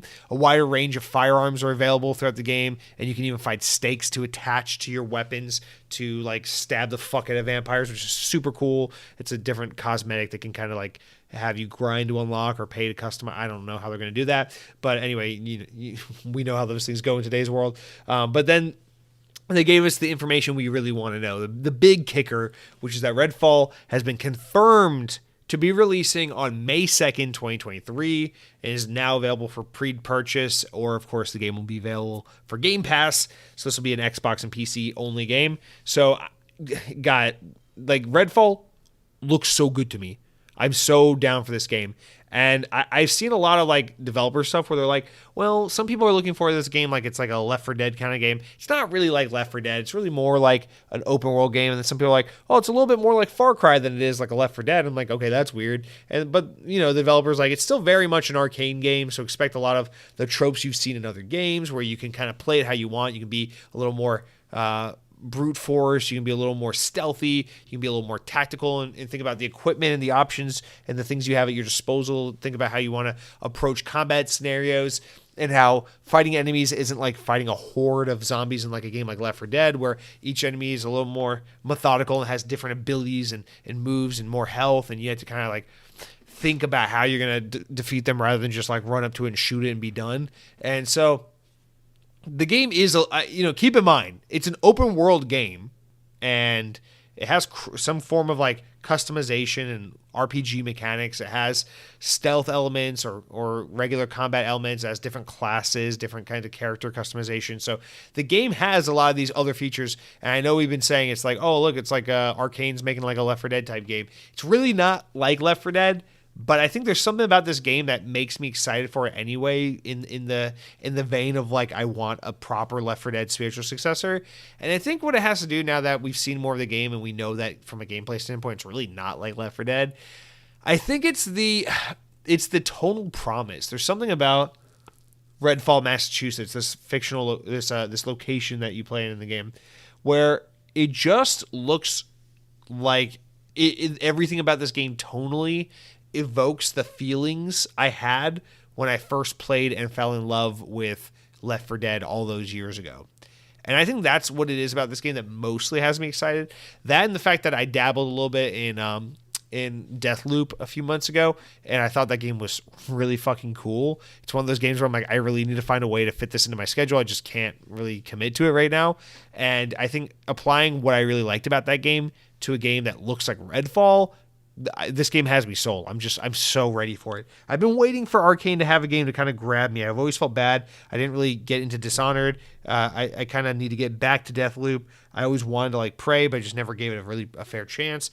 But Redfall, this is the game. This is the Arcane game where like I just know this one's going to be it for me. It looks like the one that was made for me. And maybe this will help me get back to the other games in their catalog that I've just missed out on, but I cannot wait for Redfall. I'm a little tired of seeing it at this point. May 2nd is not too far away. We are about 3.5, 4 months or whatever it is from that date. So just fuck off and we'll see you when we see you. But man, oh man, Redfall looks good. And to go back to your comment earlier, Clanky, you said you're a little bit let down. You thought the game would be releasing sooner. Now, if you remember, we talked about this when this was in the rumors a few weeks ago. The rumor for Redfall was that it would be an early May release. So that was kind of what we had been expecting, at least for a couple of weeks at this point. This is about as early as they can get. May 2nd is a Tuesday. So random Tuesday in May is when Redfall comes out, which I think is pretty great. While sure, of course it would be nice for the game to come out sooner, the nice thing about this is we have such a messy and busy February, March, and everything coming up right now with games that at least this gives Redfall a chance to breathe separate from all that stuff, because we got Atomic Heart and Hogwarts Legacy and Dead Space Remake and Resident Evil 4 Remake and all this shit just like bombarding us the next couple of months. So to me, I look at this, I think May 2nd is a pretty good date, especially because May usually doesn't get a whole lot of new game releases. So anything that's like around late spring, summertime, the pretty good time to release a game in my book, just because generally those time periods are a little bit underserved. So I don't know, man. I'm just really looking forward to Redfall. I hope a lot of you guys are too. Let me know what you guys thought of this direct event. I think that kind of wraps it up, really. I thought it was great. Aside from Elder Scrolls, 4 out of the 5 games were definitely games that caught my interest, and I'm definitely going to give a go, and I'm looking forward to, which I find to be pretty damn cool. 80% of the games shown are definitely things that are for me. That's really good. I wonder what you guys thought in terms of like, did the variety kill it for you? Did it offer you more to love? Where you guys fall with this? I just think this is really cool as I look here at this little thumbnail photo Xbox published with all the games and the Xbox Developer Direct logo. Just thinking about how all of this is like first party Xbox content and how it's just so varied and so interesting. It's so fun. It's really puts on a good look for Xbox. Again, Hi-Fi Rush, Minecraft Legends, Forza Motorsport, Redfall, Starfield. These are all 2023 games for Xbox. It's a really strong showing, and there's probably some other ones that we're missing. So I don't know, man. I was pretty pleased with it overall. I wasn't like blown out of my seat like, oh my god, this is the greatest thing ever. I'm so hype, but it was very strong. And I feel like if Xbox could do a little more of this and a little less of, here's a game that may come out in 7 to 20 years, like, I don't know. I think the brand would benefit a little bit from more of this. So good job. Credit where credit's due. This leaves me feeling a little bit more optimistic about where we stand with Xbox right now. But guys, let's move on to our other news stories. We have about 3 more, really like 2 in a wrap up. But they're interesting stories and maybe ones that don't leave us feeling as strongly about Xbox. But let's talk about Halo because we get a little bit more of this in the news. So coming from VGC, 343 Industries has reassured fans that they will continue to develop future Halo content, and despite the studio being hit with significant staff cuts this past week. On Wednesday last week, Microsoft confirmed plans to lay off approximately 4.5% of the U.S. tech giant's workforce, around 10,000 people. And from reports from Bloomberg and Lords of Gaming, it had identified 343 as one of the several game studios that had been affected, while the latter claimed that Halo development had suffered a significant number of layoffs, particularly those working on single player, which really blows. This led to the speculation that 343 could be downsizing its commitment to Halo or even outsourcing future development entirely. But on Saturday, 343 appeared to address the speculation because the speculation set the internet ablaze and basically had people freaking out and doomsaying Halo and saying, basically saying that the franchise is fucked. But they published a statement on social media on Saturday, and it said the following: quote, Halo and the Master Chief Collection, lol. Quote, Halo and Master Chief are here to stay. 343 Industries will continue to develop Halo now and into the future, including epic stories, multiplayer, and more of what makes Halo great. End quote.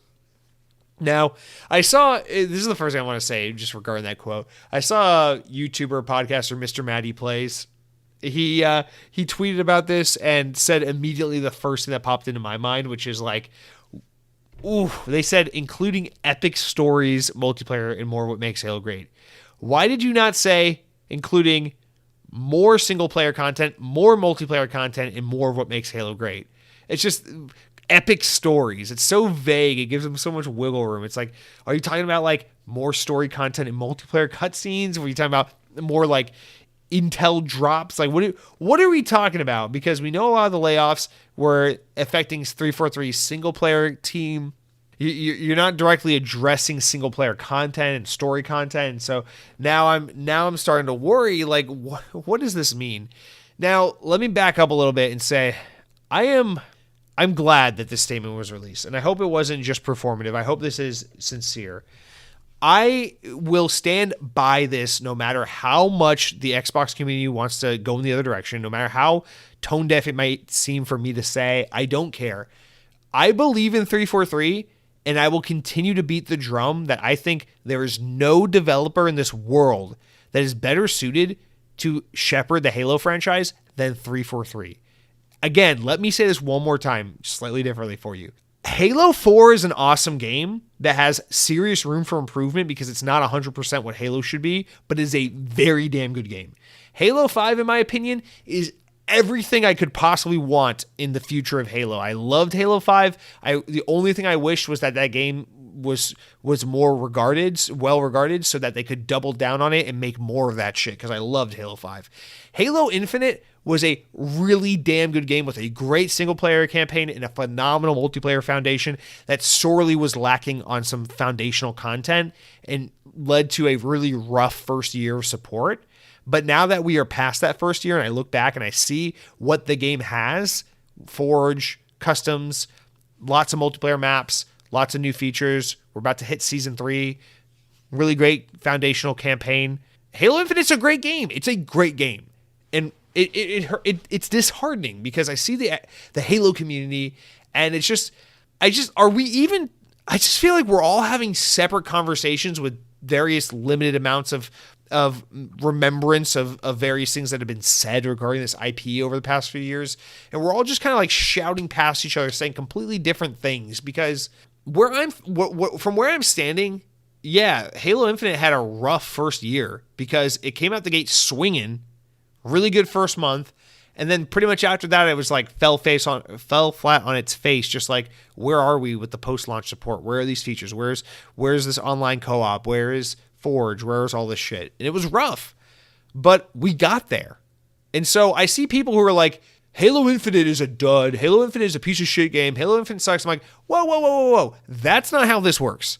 When we're talking about live service games, when we're talking about games that are living, breathing things that evolve over time, I look at Halo Infinite and I can say that was a great game that needed a lot of shit at launch, but I can't look at that game today and say Halo Infinite is a shit game. Halo Infinite's a great game. What do you want? That's the thing I'm really confused on is I keep seeing this whole story, these layoffs, this 343 message reiterate this freaking dogmatic thing that keeps getting tossed around the Halo community. Shut down 343, give Halo to id. Everyone wants to give Halo to id. Yeah, that's a great idea. id, they'll make an amazing Halo game with a god-awful story. It has never proven themselves to be good at storytelling. That's not to say they can't do it. It's just they're not known for it. And when I think of Halo, I don't, before I think of really fun gameplay, I think of badass world building and storytelling. And so not to say one is more important than the other. Obviously, they both matter. But I think you need someone who can do both of these things. And again, 343 is equipped to do that because I know we all want to shit on Halo Infinite and say the game is bad, the game sucks, write it off, move on, just go on to Halo 7. But it's like, whoa, hold on a second. Go on Halo Infinite right now and play a match. Play a fucking match of Halo Infinite. Tell me what's wrong with the game. Because the game works great, it looks great, it plays great. It's the most fun Halo multiplayer has been, seemingly unanimously for most people since like Halo 3. Like, what do you want? I understand it was a rough year. First impressions are everything, and they don't necessarily deserve to get any of that audience they lost back from a rough first year. I get that. I'm not trying to make a case for them and defend them in that regard, but you cannot look at what Halo Infinite is today and tell me what a dog shit game. Halo Infinite sucks. 343 fucked it up. Shut them down. What are you talking about? Halo Infinite is such a good game. And I don't know if I could think of a single developer that could make a Halo game as good as 343 did with Halos 5 and Infinite. Personally speaking, I just don't see it. Now, do I also love the idea of give Halo to id, give Halo to Treyarch, give Halo to Infinity Ward, let them make their own Halo game. Let's see if Respawn can make a Halo game. Let's see someone do like a Halo horror game. Let's see someone do a Halo third-person over-the-shoulder shooting game. I don't know. I hear people throw these ideas around. I'm like, I do love all of those ideas. I love Halo. I would love more Halo. I would love to see other studios get to play their hand at the Halo franchise and do something different. But I don't want that in place of 343 making Halo. I want that in addition to, I just don't see, I don't know. When I look at 343 and the issues, I don't think it's that 343 is incapable of making a Halo game. I think it is that 343 needs proper guidance and leadership as any studio does. Because the people who have worked on these Halo games, these past 343 Halo games, they've made phenomenal games each time. Each one pretty much better than the last, although I think I like Halo 5 just a little bit more. But in a lot of ways, Halo Infinite is superior. It has massive improvements in its own right. And it's just like, I just don't see how you can play a game like Halo Infinite and your takeaway is, this team's incapable of making a good game. It's like, no. When I think about like, the seasonal content was fucked and there was just too much time between seasons and there just weren't enough multiplayer maps at launch, and where are these missing features at launch? Where's co-op campaign? And why was the campaign and development hell and scrapped and redone like a year and a half, 2 years before the game finally hit the market? When I think about all those things, I don't think 343 is incapable of making a good Halo game. I think 343 needs more visionary, concise, and well-controlled guidance from a top-down level. That's it. Does that make sense? Like, you can have a team of workers who are really good at their jobs, really good at what they do. You can have a restaurant. I used to work in restaurants, so here's an example. You can have a restaurant that has amazing chefs that make phenomenal dishes. The food's amazing. You got to go to this place. The ramen's amazing. The fucking meat skewers are amazing. Everything there is so good. The food is so delicious. Whatever, right? But the problem is there's cockroaches everywhere, and the manager's kind of a dickhead, and the servers are like kind of forgetful, and they'll never refill your water or whatever. It's like, yeah, maybe you don't go back to that restaurant because that sucks. But that doesn't mean the food at that restaurant sucks, and the people who are in the trenches creating the menu, creating the food, the reason behind the restaurant, are ass, and they need to be fired and removed from the restaurant industry. It means that you need someone who can get in there and be like, I know how to maintain and run this restaurant. We need better service. We need a cleaner building. We need cleaner procedures, and we need to get this thing operating properly. Because at our core, what we have are phenomenal chefs that make phenomenal food. And now I'm very hungry. No, but does that analogy make sense? It's that 343 have what it takes to make great Halo games. They just need the right people in charge to facilitate that, which is kind of hard to do when you don't have great management, when your team is basically given an unlimited budget and just told to fuck right off, when you have a lot of great talent that cycles in and out of your developer because your publisher won't fucking let you hire people on full time. They only let you do these contract workers. Yeah, of course you're going to get a mixed product because you have great people who are being handicapped in their development. And so I know it's like, dude, are we really going back and talking about Halo Infinite this much again? Like, isn't this dead? But it's like, I gotta say, because this past week and all these really unfortunate layoffs and everything affecting these studios have really sparked this conversation again that like 343 needs to be fired, 343 needs to be shut down. It's like, I don't think so. I really don't think so, because at the end of the day, the problem with Halo, the way it's been mismanaged, is from the management, not the developers. So if you shut down 343, I guess you can, but like, what, you're just gonna give it to another team and then mismanage that team or something? Like, I don't know, like, what do you do here? So I don't know. And to the Joseph, and we'll get to the Joseph Staten thing in a minute. Actually, we got 2 comments regarding the story, so I just wanted to read those and go over that, and we'll kind of do that and leave the story at that point. But Dead Captain James, the OG, most original. Dead Captain James, don't think I didn't notice what you did here. You changed your profile picture. You got a dirt bike. I think I mentioned this last week, but I see the dirt bike. Nice. Dead Captain James says, it really does feel like Halo is done. I feel like they need to let the franchise rest for like 10 years, then come back and evolve it into something new. And, I responded to your comment and I said, you might be saying the thing I don't want to hear, but maybe need to hear. And I think you might be right to an extent. The series is in pain. Halo is hurting. Don't get me wrong on that. It's hurting because it has a disgusting, toxic fan base that are just insufferable, like Star Wars fans, and they make me want to fucking shoot myself. That's one part of the equation. It's suffering because Xbox has horribly mismanaged this franchise and not had proper leadership shepherding these games throughout their development. Absolutely.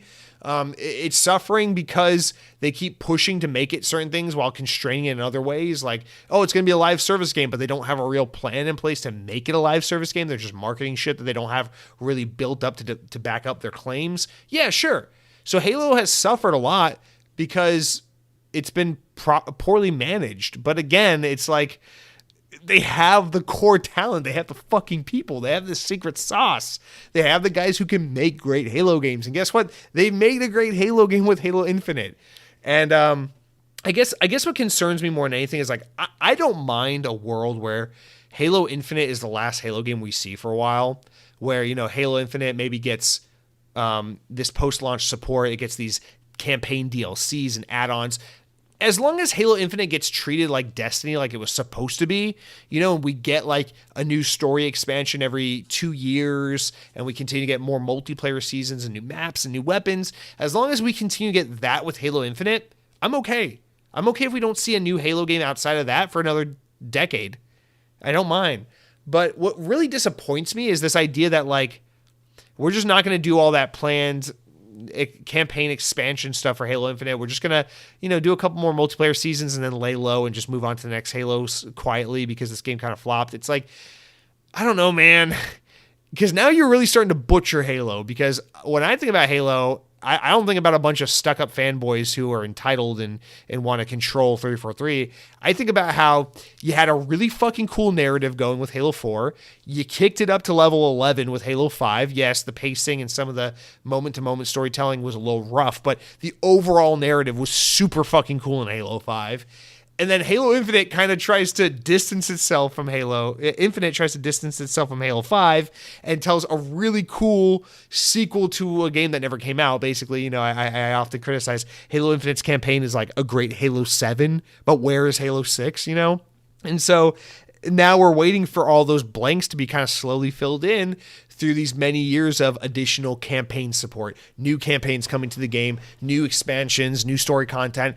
But if we just kind of drop the ball here and move on, now we're just like double, triple fucking Xbox. No, Halo with just not telling this story. I mean, like, you had this amazing story that they're basically overtaking, Cortana's completely fucking corrupt. She's got all the AI turning against humanity. Really fucking cool story. She's going to weaponize the Guardians. Oh my God, where's this going? Oh man, look at Halo Wars 2. Atriox has found Zeta Halo. This can't be good. What's going to happen? And then Halo Infinite kicks off, and it's like, scrubs through 20 years of interesting material. Boom, here we go. Halo Infinite. Yeah, the UNSC lost and Cortana's dead, I guess. Oops, fuck you. Yeah, we're not going to explain any of that because Halo fanboys are insufferable, and oh yeah, bye. Here's season 3. Bye. The game's over. That makes me sad if that's where we're at, because I'm looking for that expansion. I'm looking for that story content, because to me, the story of Halo is not botched. It's not over. It's not ruined. It just, you need some careful storytelling to finish what you've started here. And if we don't get a finish, then it's just super disappointing. So I don't know. All right, last comment about this story, and then we'll move on. Cronky wrote in, Josiah, my brother. He says, as always, I'm significantly less doom and gloom as everybody else is about Halo. I think it's going to be fine. The biggest problem the franchise faces is what it's faced for a decade over, and that is that the people hold it to a legendary standard. Get it? Legendary. Everyone needs to chill. It's going to be fine. 4 was good. 5 was good. Infinite was good. Maybe they don't make you feel like you're 16 again talking to pretty ladies in high school or whatever, but that's not the game's fault. Nostalgia is a bitch, and if a new game sucks, to be honest, Xbox fans, you have id now. So if Halo fails to deliver, you have the gods of the FPS genre in your back pocket anyway.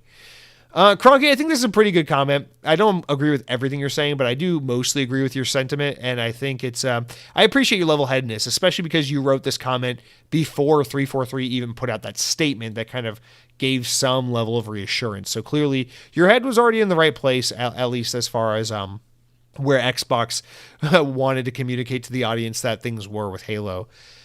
It's just different now because we live in the age of the internet where the conversation, the influencers, the content creators, these kinds of things matter so much, even though they don't matter, if that makes sense, right? Like a game, like I'm playing Gotham Knights right now.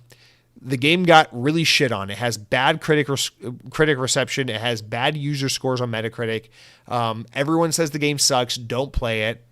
Yet you check the NPD charts for 2022, it was like in the top 10 best-selling games of the year. It sold phenomenally well. Then you go on your Xbox to go and download the game, you look at the user reviews, and it's just a bunch of random Joe Schmoes, nobodies, who are just like, yo, this game kind of rocks, 5 stars. One review is like, this game is like Batman Ninja Turtles, I love it, 5 stars. And these games, all these reviews, they're just like, what a fun game. I'm like, huh, the game sold very well. You know, random people here and there are just like, good game, but nobody's talking about it. The YouTubers aren't very favorable about it. The Twitter people aren't gushing about it. The IGNs and the kind of funnies aren't telling you to go out and buy it. And so it's frustrating because it's like you have a game that from its sales metrics and from the actual perspective of the actual people that don't have a voice that actually bought and played this game, the game's kind of a bona fide hit, but the conversation, the influencers, Twitter, content creators, they say the game sucks, so I guess the game sucks. And that's kind of where we are with Halo, where it's like, Halo Infinite is just a good game. Obviously, that's subjective. You can play Halo Infinite and think, this isn't for me, I don't like it. But Halo Infinite, by all accounts, is a pretty damn good game. Go ahead, play it. Ignore what someone on YouTube told you. Ignore what Actman told you. Ignore what IGN's review says. Ignore what that guy with 3,000 followers on Twitter and the Xbox logo for a profile picture told you. Ignore all of those people for a second. And that's not a slight against any of those people. I'm just saying, ignore the conversation. Play the fucking game. Tell me Halo Infinite sucks. That's what I'm saying, man. We're just at this weird point in history where a conversation is somehow trumping sales and user data and things like that. If people are engaging with the game, who gives a shit what the conversation is? And I do understand to Halo's point, I think part of the problem is they have lost a lot of that online user base. And the question is, how do you get that back? by having a kick-ass Season 3 that doesn't overstay its welcome, followed by a kick-ass Season 4 that doesn't overstay its welcome, and then boom, right around E3 time saying, here's your Halo Battle Royale, it's fucking awesome. I'm telling you, I think if you can nail that 1, 2, 3, boom, boom, boom, boom, there you go. The story will turn around on Halo Infinite so fucking fast. I think if they can nail all that, by the halfway point of this year, we could be having a totally different conversation on Halo Infinite. But I just hate this notion that, like, Halo is completely fucked. It sucks. Fire 343. Play the game, dude. Play the game and tell me the people who made Halo Infinite are incompetent shithead developers. I just don't see it. But then again, what the fuck do I know? I'm just a god among men. Anyway, let's move on because we talked about Halo for 3 hours already.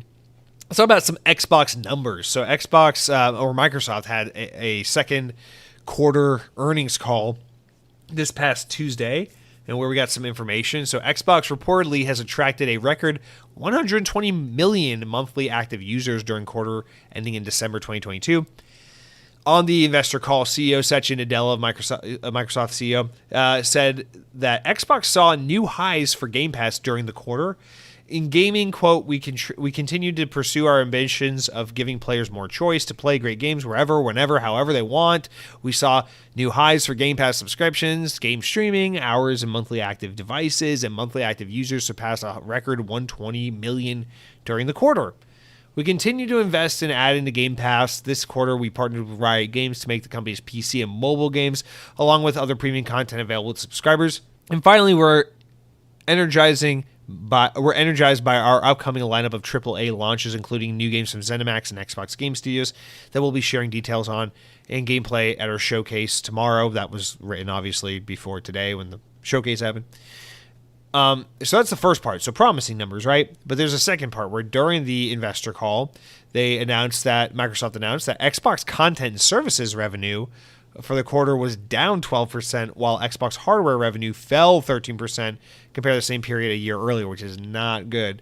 Now, Microsoft said that content and service revenue was down on a strong prior year comparable, with decline in first-party content, also lower monetization in third-party content, partially offset by growth in Game Pass subscriptions, whatever.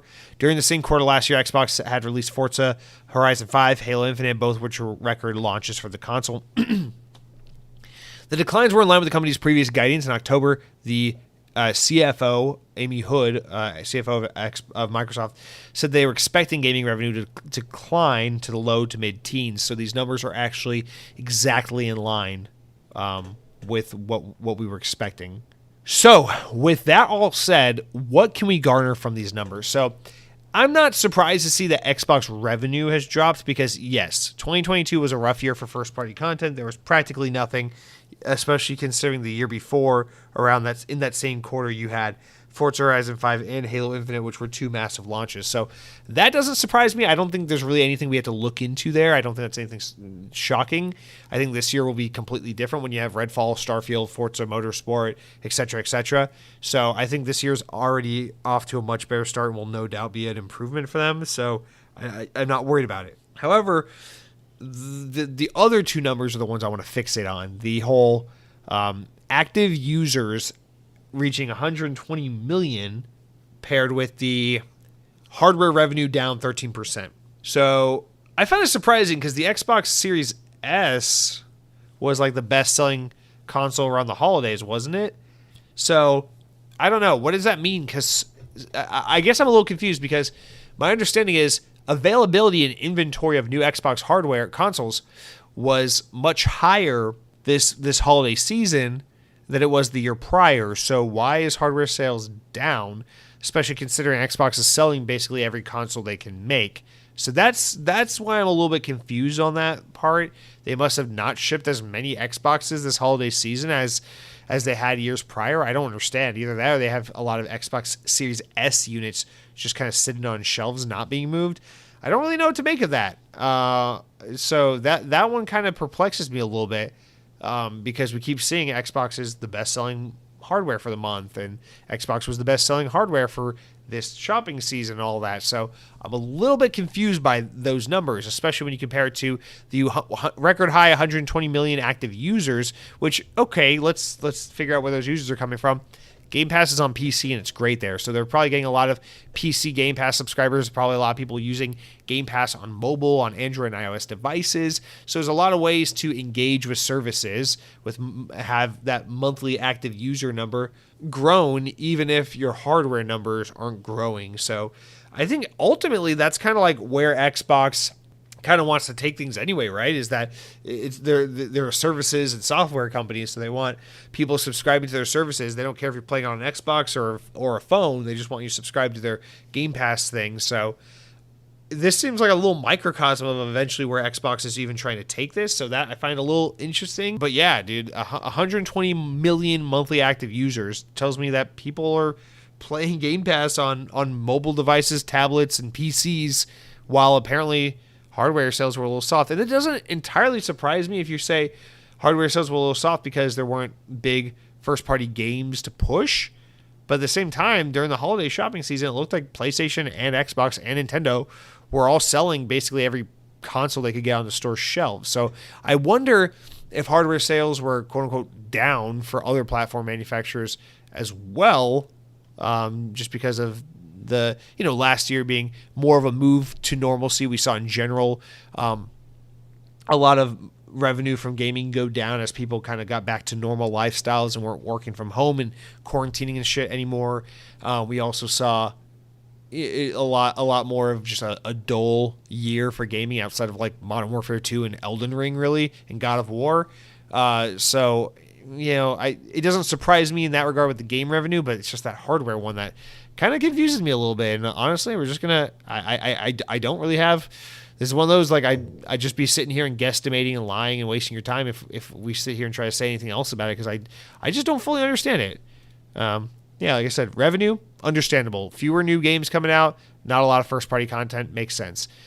Active users up, okay, that makes sense. Probably a lot of PC Game Pass subscribers is my main guess for that. Hardware down? A lot of Series S units sitting on store shelves. People not buying Xboxes because no first-party content to sell the console. That's all I can guess. I don't know. All right, guys, let's wrap up with our final story of the week. Wrap-up story we got from Xbox Wire. These are the new games coming to Game Pass and leaving Game Pass for this week. So available today, as of the time you're listening to this, Hi-Fi Rush, new game from Tango Gameworks, Bethesda, Xbox, first-party title. Available on cloud, console, PC. And it's available now. Go download and play it. I cannot wait. It looks really good. Coming soon in the coming days, GoldenEye 007 remake. It has been confirmed. It is finally coming to Xbox. It will be out January 27th, this Friday.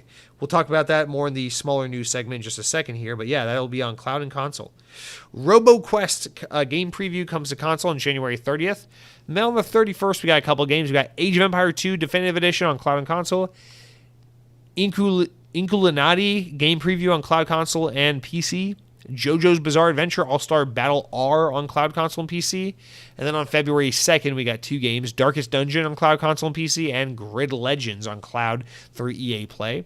Finally, my favorite game here of the list, on February 7th, Hot Wheels Unleashed Game of the Year Edition comes to cloud, console, and PC. Guys, this is a really great game. I bought this game day one. I don't have the Game of the Year edition, so I guess I'll get some extra content through Game Pass. But yeah, this game is really freaking good, guys. If you haven't played it, which I assume most of you have not, and you like a good arcade racer game, Hot Wheels Unleashed is really good. This is a Hot Wheels game that is not made for kids. This is a Hot Wheels game made for adults who are Hot Wheels enthusiasts or just racing enthusiasts. It's really cool. This game is super charming with its art style, its track design, really fun cars, really good mechanics, really fun game. I highly, highly recommend Hot Wheels Unleashed. If you are a racing fan, this is a game I think you got to give it a try, especially if it's on Game Pass. And then finally, leaving Game Pass on January 31st, the following titles will no longer be on the service. That is Donut County on cloud, console, and PC, apparently a really good game. Taiko no Tatsujin, the Drum Master on console and PC. Telling Lies on cloud, console, and PC. And last, Worms WMD will be leaving on cloud, console, and PC on the 31st of January. So make sure you purchase, download, play, try, whatever those games before they're gone. Guys, that is going to do it for all of our normal news this week. Let's real quick run through our important enough news stories, important enough to make the podcast, but not important enough to warrant their own discussions, of which we have a decent handful. I think we have 4, 5, 7. We got like 8 of them or something. So let's rapid fire through these real quick. First one, we already just touched on it. GoldenEye 007 will come to Xbox on January 27th. It has finally been announced. According to developer Rare, the Xbox version will include achievements, 4K resolution, and a smoother frame rate, in addition to split-screen co-op or split-screen local multiplayer. The game will be on Xbox One, Series S, and X as part of the Game Pass. Additionally, players who own the digital copy of Rare Replay will be able to download the game for free. Next up, the launch window of Warhammer 40k Darktide has been delayed. The seasonal content has been delayed on PC, while the Xbox version of the game that was supposed to launch early 2023 has been pushed back again. In a statement released on Tuesday, CEO of Fat Shark said that the company plans to spend the next few months addressing fan feedback following the game's PC release last November, and that they want to basically fix everything that people don't like about the game before they start releasing any monetizable content.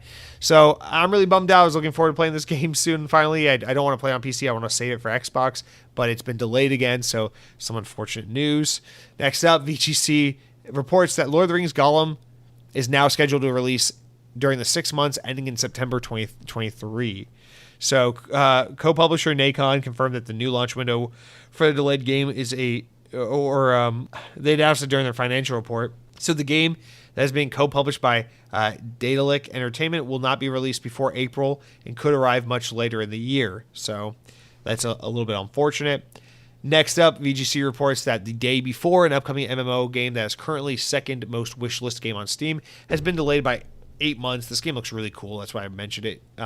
So it's unfortunate, but developer Fantastic posted the statement on Twitter saying that basically the game has been blocked by Steam due to a name trademark issue. So they had to resolve that issue. Basically, the game is supposed to be out on March 1st, but will now come out November 10th. So that really sucks, especially for a smaller developer like this. Now you got to find a way to make it work until you can release this game.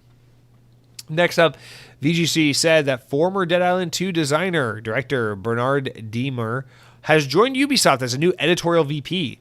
He's previously worked on Crysis, Star Wars Battlefront 2, Battlefield 5, Horizon Zero Dawn as both creative director and game designer. He will primarily focus on in-game social experiences for Ubisoft service games going forward, and he said, "I am honored to join Ubisoft and gain the opportunity to collaborate with a talented global team to shape the future of social experience for Ubisoft games." So that's exactly the kind of guy Ubisoft needs. Here's hoping that helps him. Next up, VGC reports the upcoming remake of Dead Space will have an alternate ending according to trophies. ExoPhase, a PlayStation trophy website, showed the new trophies for the game, and one of them says that the game will have more than one ending because the trophy is titled. Sorry, the trophy's description reads, "See the alternative ending on any difficulty mode." So maybe the game will have an additional ending that wasn't in the original version of the game. All right, and the last two, VGC reports Ubisoft's PvP game, previously referred to as Project Q, has been canceled, the company confirmed. Little was known about the game, but it was acknowledged that Project Q's existence last April after leaked footage emerged. At the time, closed test invites were sent by VGC to describe Project Q as an innovative and modern PvP battle arena game, but the game is no more, unfortunately. Another canceled Ubisoft game. And finally, the WWE 2K23 release date and box art have seemingly leaked, according to various reports. The reliable leaker Agarramenti Lumia on Twitter detailed the unannounced game before deleting a post, at which he said that the game was on the Windows Store shortly before being taken down. Basically, the game is set to release on March 17th, 2023, according to the data mining. And the cover of the game, Cross-Gen Edition, looks to feature wrestling/acting/Chinese communist sympathizing boy John Cena. Communist sympathizer. No, but wrestler, actor John Cena. All joking aside, kind of. All right, guys, and that is going to do it for all of our news this week. Now we move on to the final and best segment of the show, which is none other than the comments, the shout-outs, the questions from YouTube.com. You know how it works. You go over to YouTube.com/XboxOnPodcast or at XboxOnPodcast.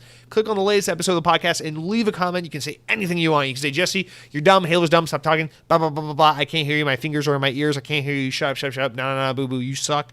And I'll be like, "Ow, that annoys me. It makes me want to fight you, but I can't do anything because I can't reach the computer." Or you can say something nice like, "Jesse, Xbox is for boys, PlayStation's for girls. If you were my best friend, I'd call you a squirrel." And I'll say, Damn, man, hold my hand because I love you. And unfortunately, no one wrote in with any of those comments this week, so we're left with these following 8 entries from you, the audience, and I'm excited to get into them with you right now. So let's go ahead and do that.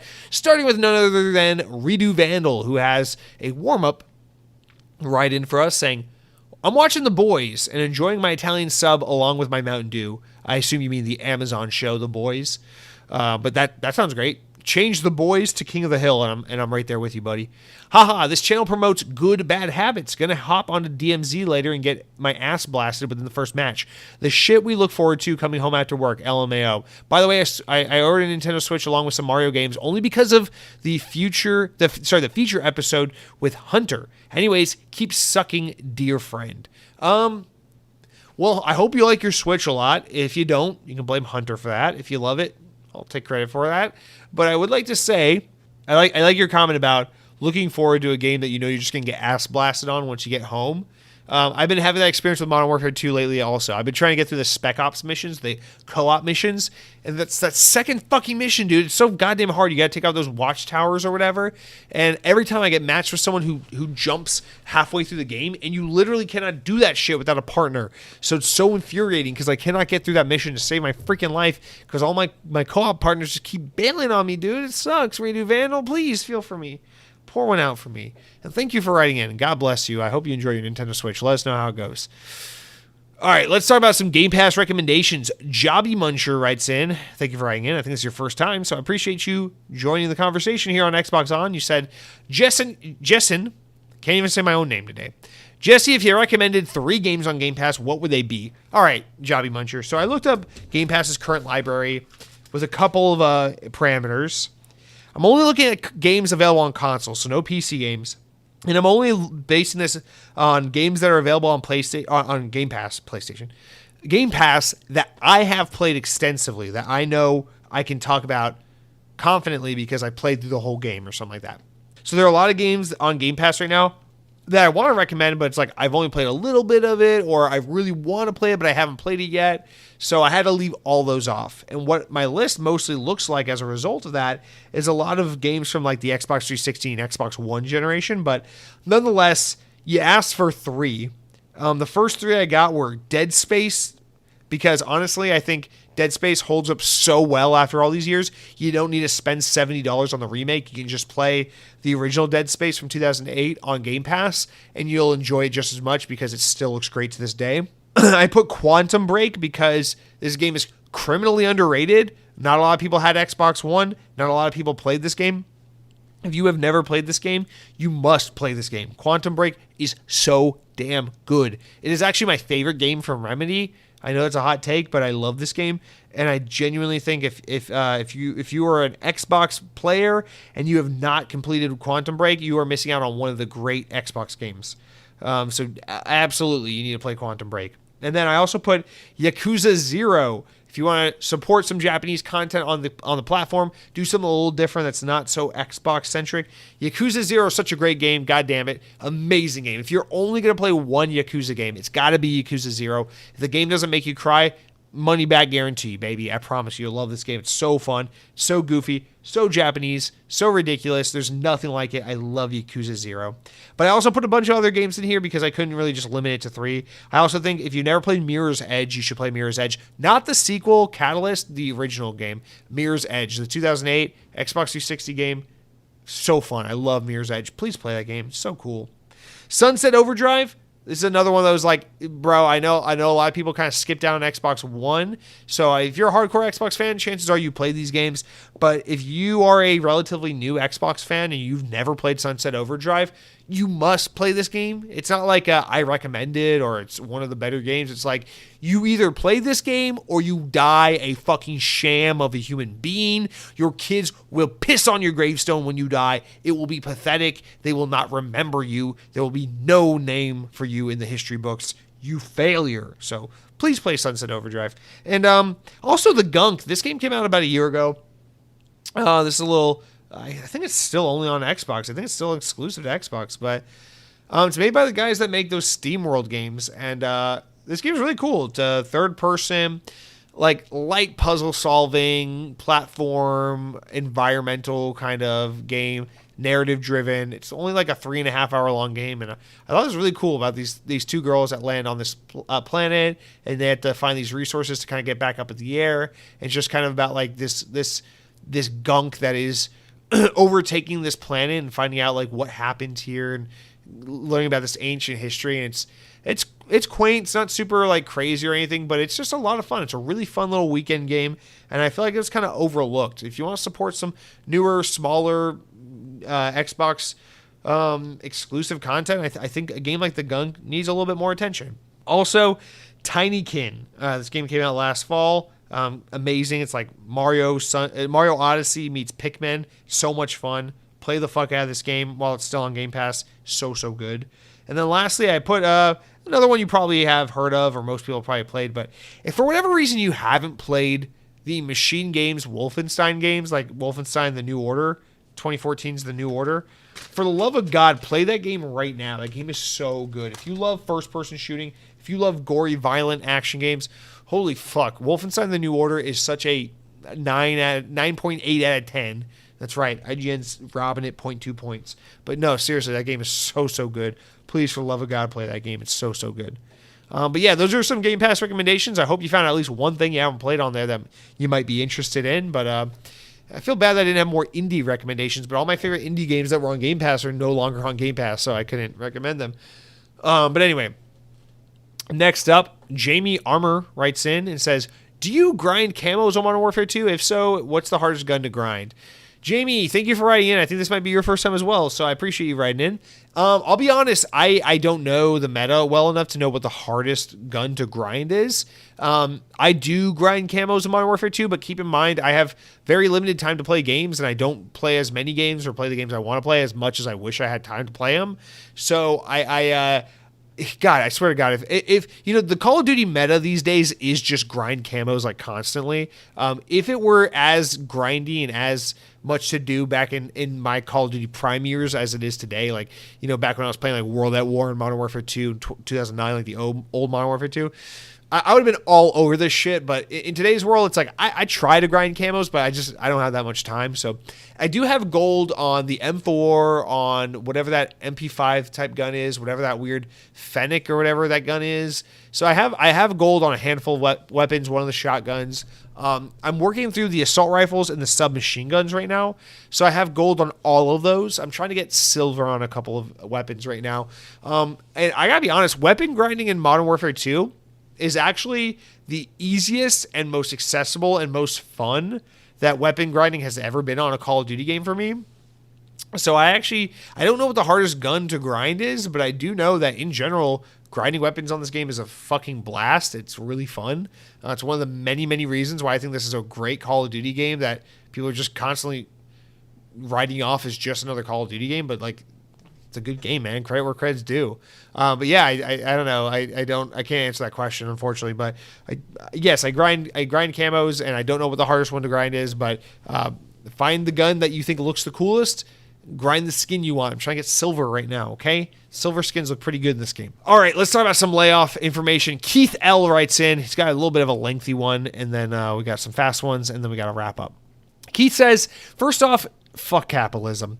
10,000 people fired, but all the big wigs at Microsoft are still making multi-millions. How about you forego some of your salary so someone else can keep their job and put food on their own table?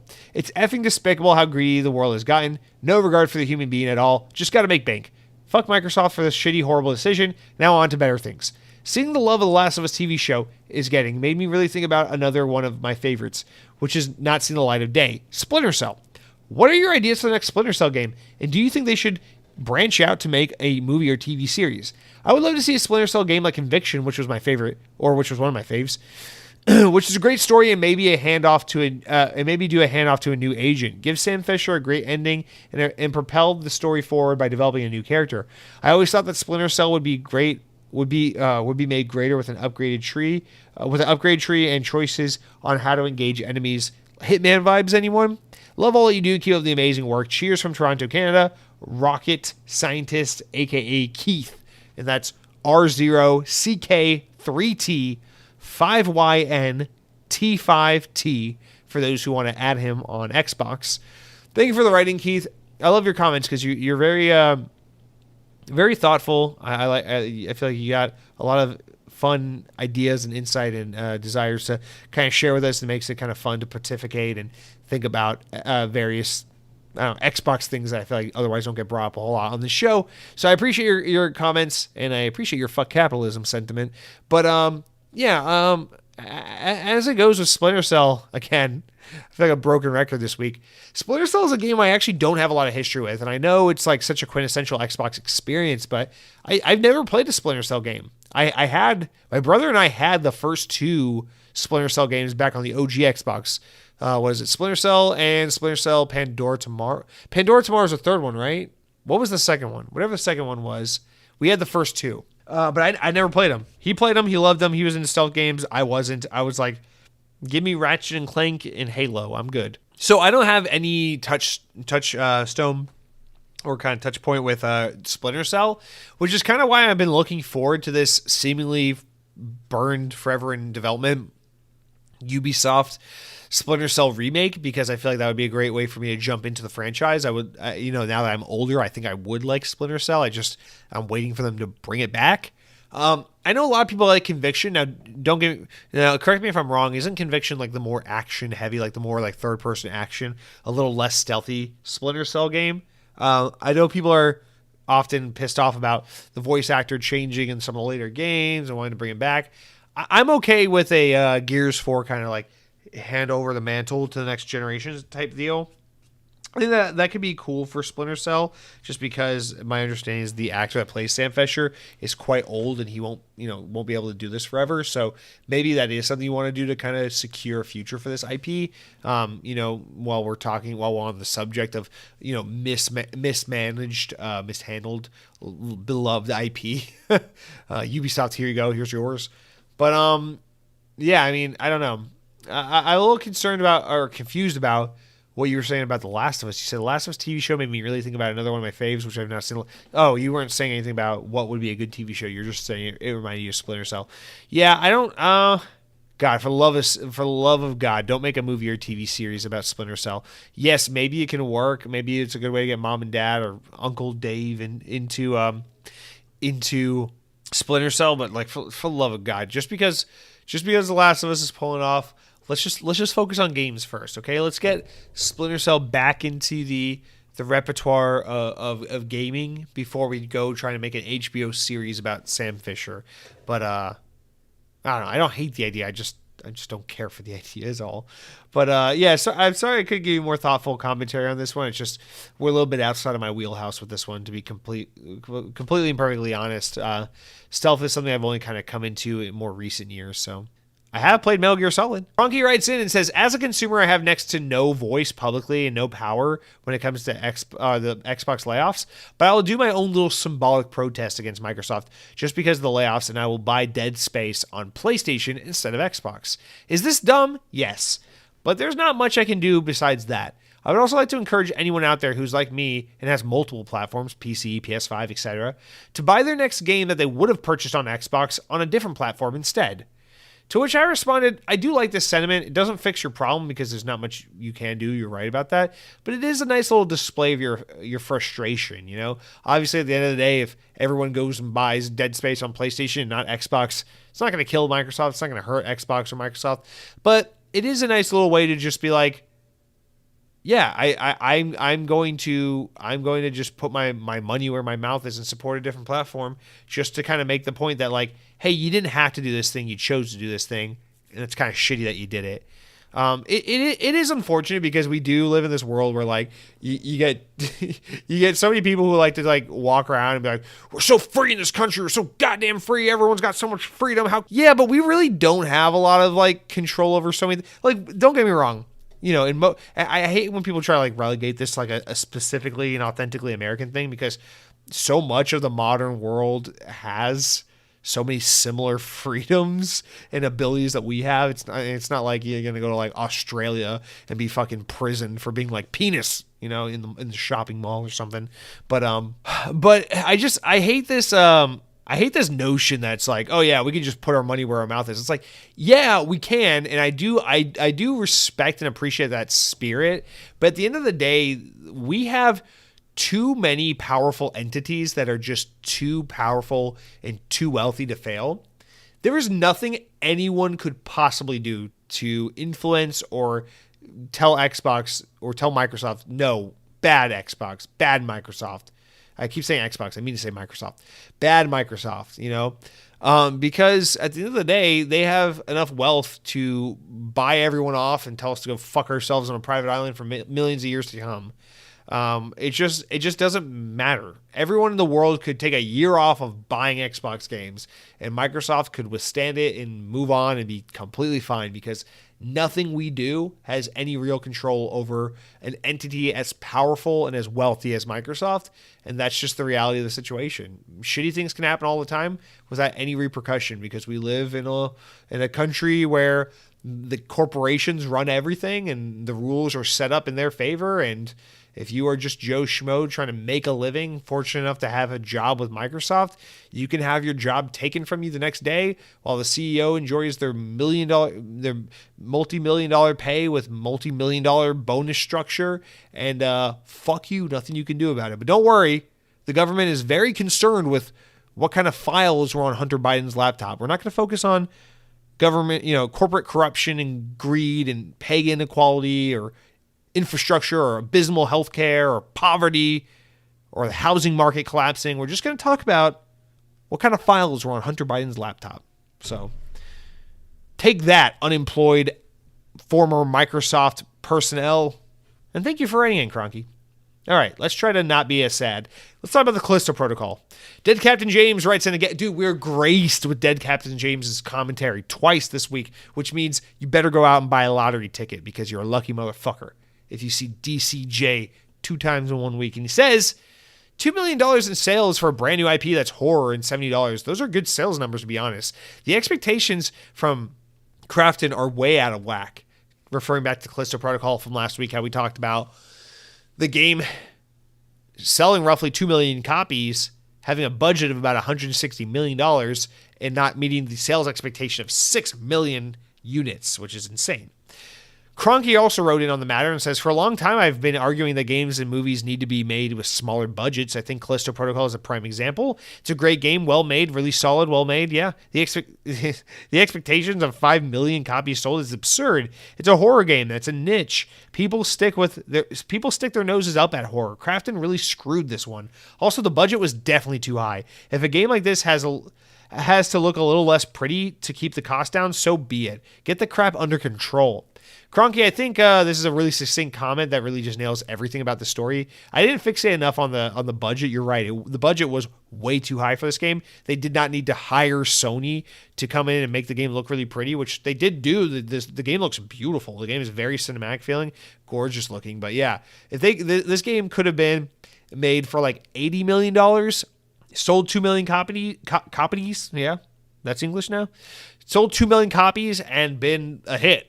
But yeah, unfortunately, they had way too big a budget, ridiculously unrealistic expectations, and yeah, like Dead Captain James says, like those sales numbers are good for a $70 brand new horror IP, but Crafton just completely had everything out of whack. So unfortunate to say the very least, but I don't think we'll ever see Callisto Protocol come back. We'll get our DLC or season pass, whatever that all is. And then that is going away. That is a one and done IP, and we might not even see Striking Distance come back, honestly, after that. So super unfortunate, but let's move into our final comment of the week, guys. Count Skyla writes in. Count Skyla, good to see you, man. Lengthy comment here. That's why we put you down the bottom so we can fixate and give the necessary time for this meaty comment we got here. Thank you for writing in, and let's read what you got to say. You said, I've heard crazy stats about how many hundreds of years Microsoft could operate without making a single dollar and not need to let a single employee go. So I always have a terrible time wrapping my mind around this lean cuts to appease shareholders at times of recession. It's economic cycles, so that's easy to forget about. But this is another reason why we have to remember large companies are not your friend. They're only businesses, and improving ROI is the only thing that they're on their actual agenda. With more layoffs coming, there's a whole psychological component for the remaining employees as well. I have close family and a few friends that work at Microsoft, and now they're all wondering, am I going to get an email next week? It's not a healthy way to have to live. I was so shocked to see how many years some of these people that left that were let go had been with 343 and Microsoft as well.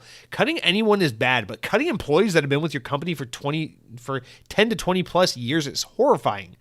I hate to even bring up Halo with all this going on, but I don't think that this is the end of Halo. Like the videos I keep seeing.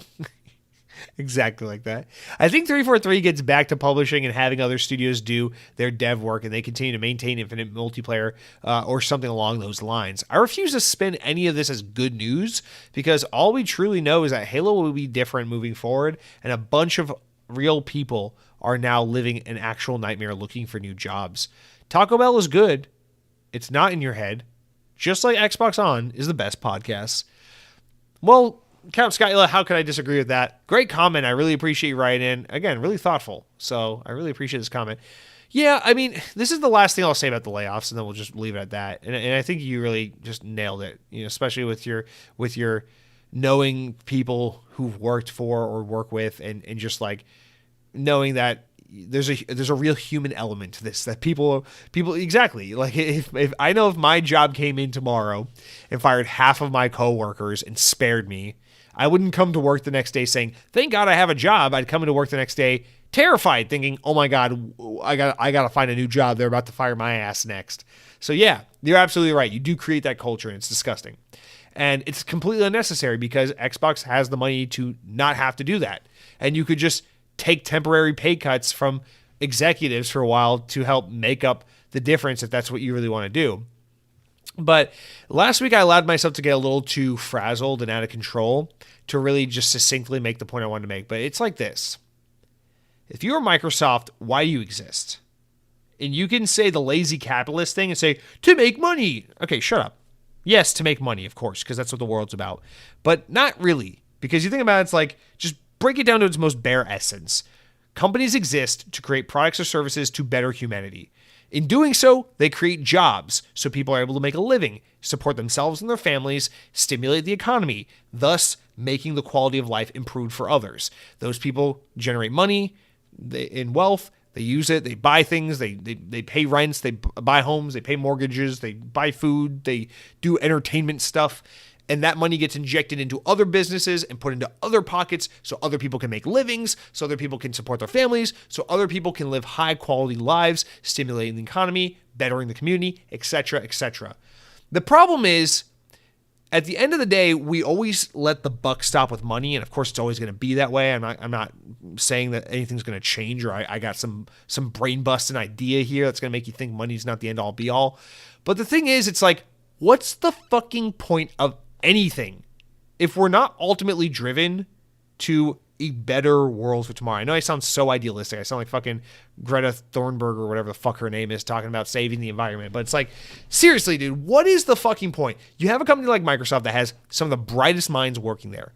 You're a tech company. You create technology, software, services, hardware that empower people and push the world forward and ignite imaginations and empower people to be able to do work. And I don't mean this in like a PR way, like, oh, buy a Surface Pro and you can be empowered to be your most artistic form. It's like, no. Computers and technology have propelled the world into the future a million times over. And that's fucking awesome that companies like Microsoft have contributed to that.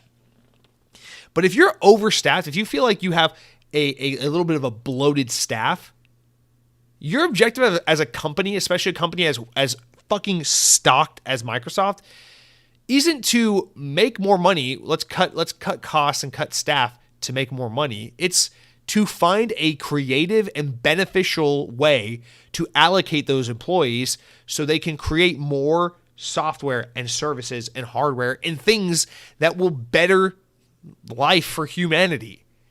Because at the end of the day, if you have money to buy Activision, a company that is already providing a product and service to the world, and therefore by owning them, you're not creating a net positive, you're just owning something that already exists, that's one bad thing. And then on top of that, you're laying people off while you're exercising on the other side of your mouth the fact that you have money to acquire other teams. And then on top of that, you have executives that are getting paid out the ass, and they could just take pay cuts and immediately ameliorate the whole issue with excess spending. And to me, it's just disgusting on all fronts. There's nothing that says complicit, lazy, uninspired, greedy, just completely seedy as fuck as what this 1-2-3 move goes. As executives didn't take a pay cut, 10,000 people lost their jobs, and Microsoft still has $69.7 billion to buy Activision, all at the same time. It's so antithetical, because Activision Blizzard are going to continue to exist and have the products and services that benefit humanity with or without the ownership of Microsoft. And Microsoft is now going to have ownership over something that doesn't change anything fundamentally. They're going to make 10,000 people no longer have jobs, and they're not going to be creating or innovating on anything in the process. And again, exactly as you guys said, corporations are not your friends.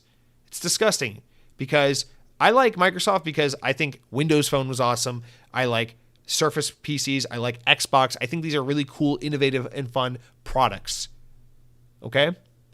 But if you're just buying Activision Blizzard just to own Activision Blizzard and make the Call of Duty money, you're not benefiting humanity in any way. Like, no one's benefiting from that. Call of Duty already exists. World of Warcraft already exists.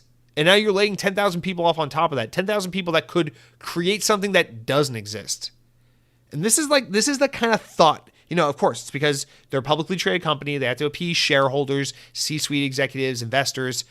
And this is the kind of stuff that makes the world such a shithole, is that when you put money at the center of the universe, this is what you get. A lack of innovation, a slow receding from progression, a walk backwards, an objectively worse quality of life for working class and average Joes that are just trying to take care of themselves, take care of their families, make a living for themselves, in a disproportionate cushion for the wealthy. And it fucking sucks. Make no mistake about it. Let's just say, fast forward a year from now, Microsoft successfully acquires Activision Blizzard King. Guess what? With those 10,000 people no longer employed by Microsoft and the ownership of Activision Blizzard King now complete, Microsoft is objectively, pound for pound, a worse company than they were before that. You're better off with 10,000 people who have the potential to create than you are without those people and now the ownership of something that already exists, thus contributing nothing. Disgusting. That's all I have to say. It's just fucking gross, dude. But as for your Halo comments, dude, I appreciate it. I feel like what you're saying is kind of a little bit in between like what Dead Captain James was saying and what Cronky was saying, where like you're like, it's not all the end, it's not all like get rid of 343. I think they still have a role. I think they should still stick around, but let some other people work on some Halo games. Yeah, I really don't mind that, and I would even back that up and support it, because I would like to see some other people have a creative spin on Halo. But at the end of the day, I just think 343 is on a path to tell a story and do something with Halo, and I would just hate for them to get removed from that and for that story to just die in the middle, because I feel like at this point people are so obsessed with Battle Royale and online co-op and all this stupid fucking multiplayer shit that we're willing to entirely sacrifice and destroy the narrative aspect of Halo. I feel like with what the Halo fans and content creators talk about, that's where we are, is they don't care. They're willing to just be like, yeah, give us id Halo. I'm willing to sacrifice the entire narrative of Halo just to have id make a Halo game. It's like, can we at least still get the continuation of what this story is? Because there's a lot of loose ends. There's a lot of things that are left unresolved. And goddamn, I'll be so disappointed if I have to read a fucking book to figure out all the answers to the questions I have, because that sucks, dude. But that is it for this week's episode of the Xbox On Podcast, guys. A girthy one, a lengthy one, if you will. Without editing, we're at 2.5 hours. So yeah, we got a lot to get through here, but you guys, I appreciate your time. I look forward to your comments and your feedback from this week's episode. Let me know what you guys thought about the Developer Direct. I thought it was, all in all, pretty good. You know, it's one of the more enjoyable ones for me. I hope we get to see more of this style of direct from, or of showcase from Xbox in the future. And guys, until then, have a wonderful weekend. I am going to be out of town this weekend, so unfortunately not playing Gotham Knights or Hi-Fi Rush like I'd like to be, but I got some exciting, fun stuff to do, so I can't complain. I'm lucky and I'm privileged, and I got fun stuff coming up for me, so I'll be doing that. But I hope you guys have an excellent rest of your week. I hope you guys play some great games. I hope you guys have a lot of great time with friends, loved ones, family members, whatever the case may be. Eat some delicious food. Please let me know what you thought about the food served at Cronky's wedding if you can. And until next week, power your dreams.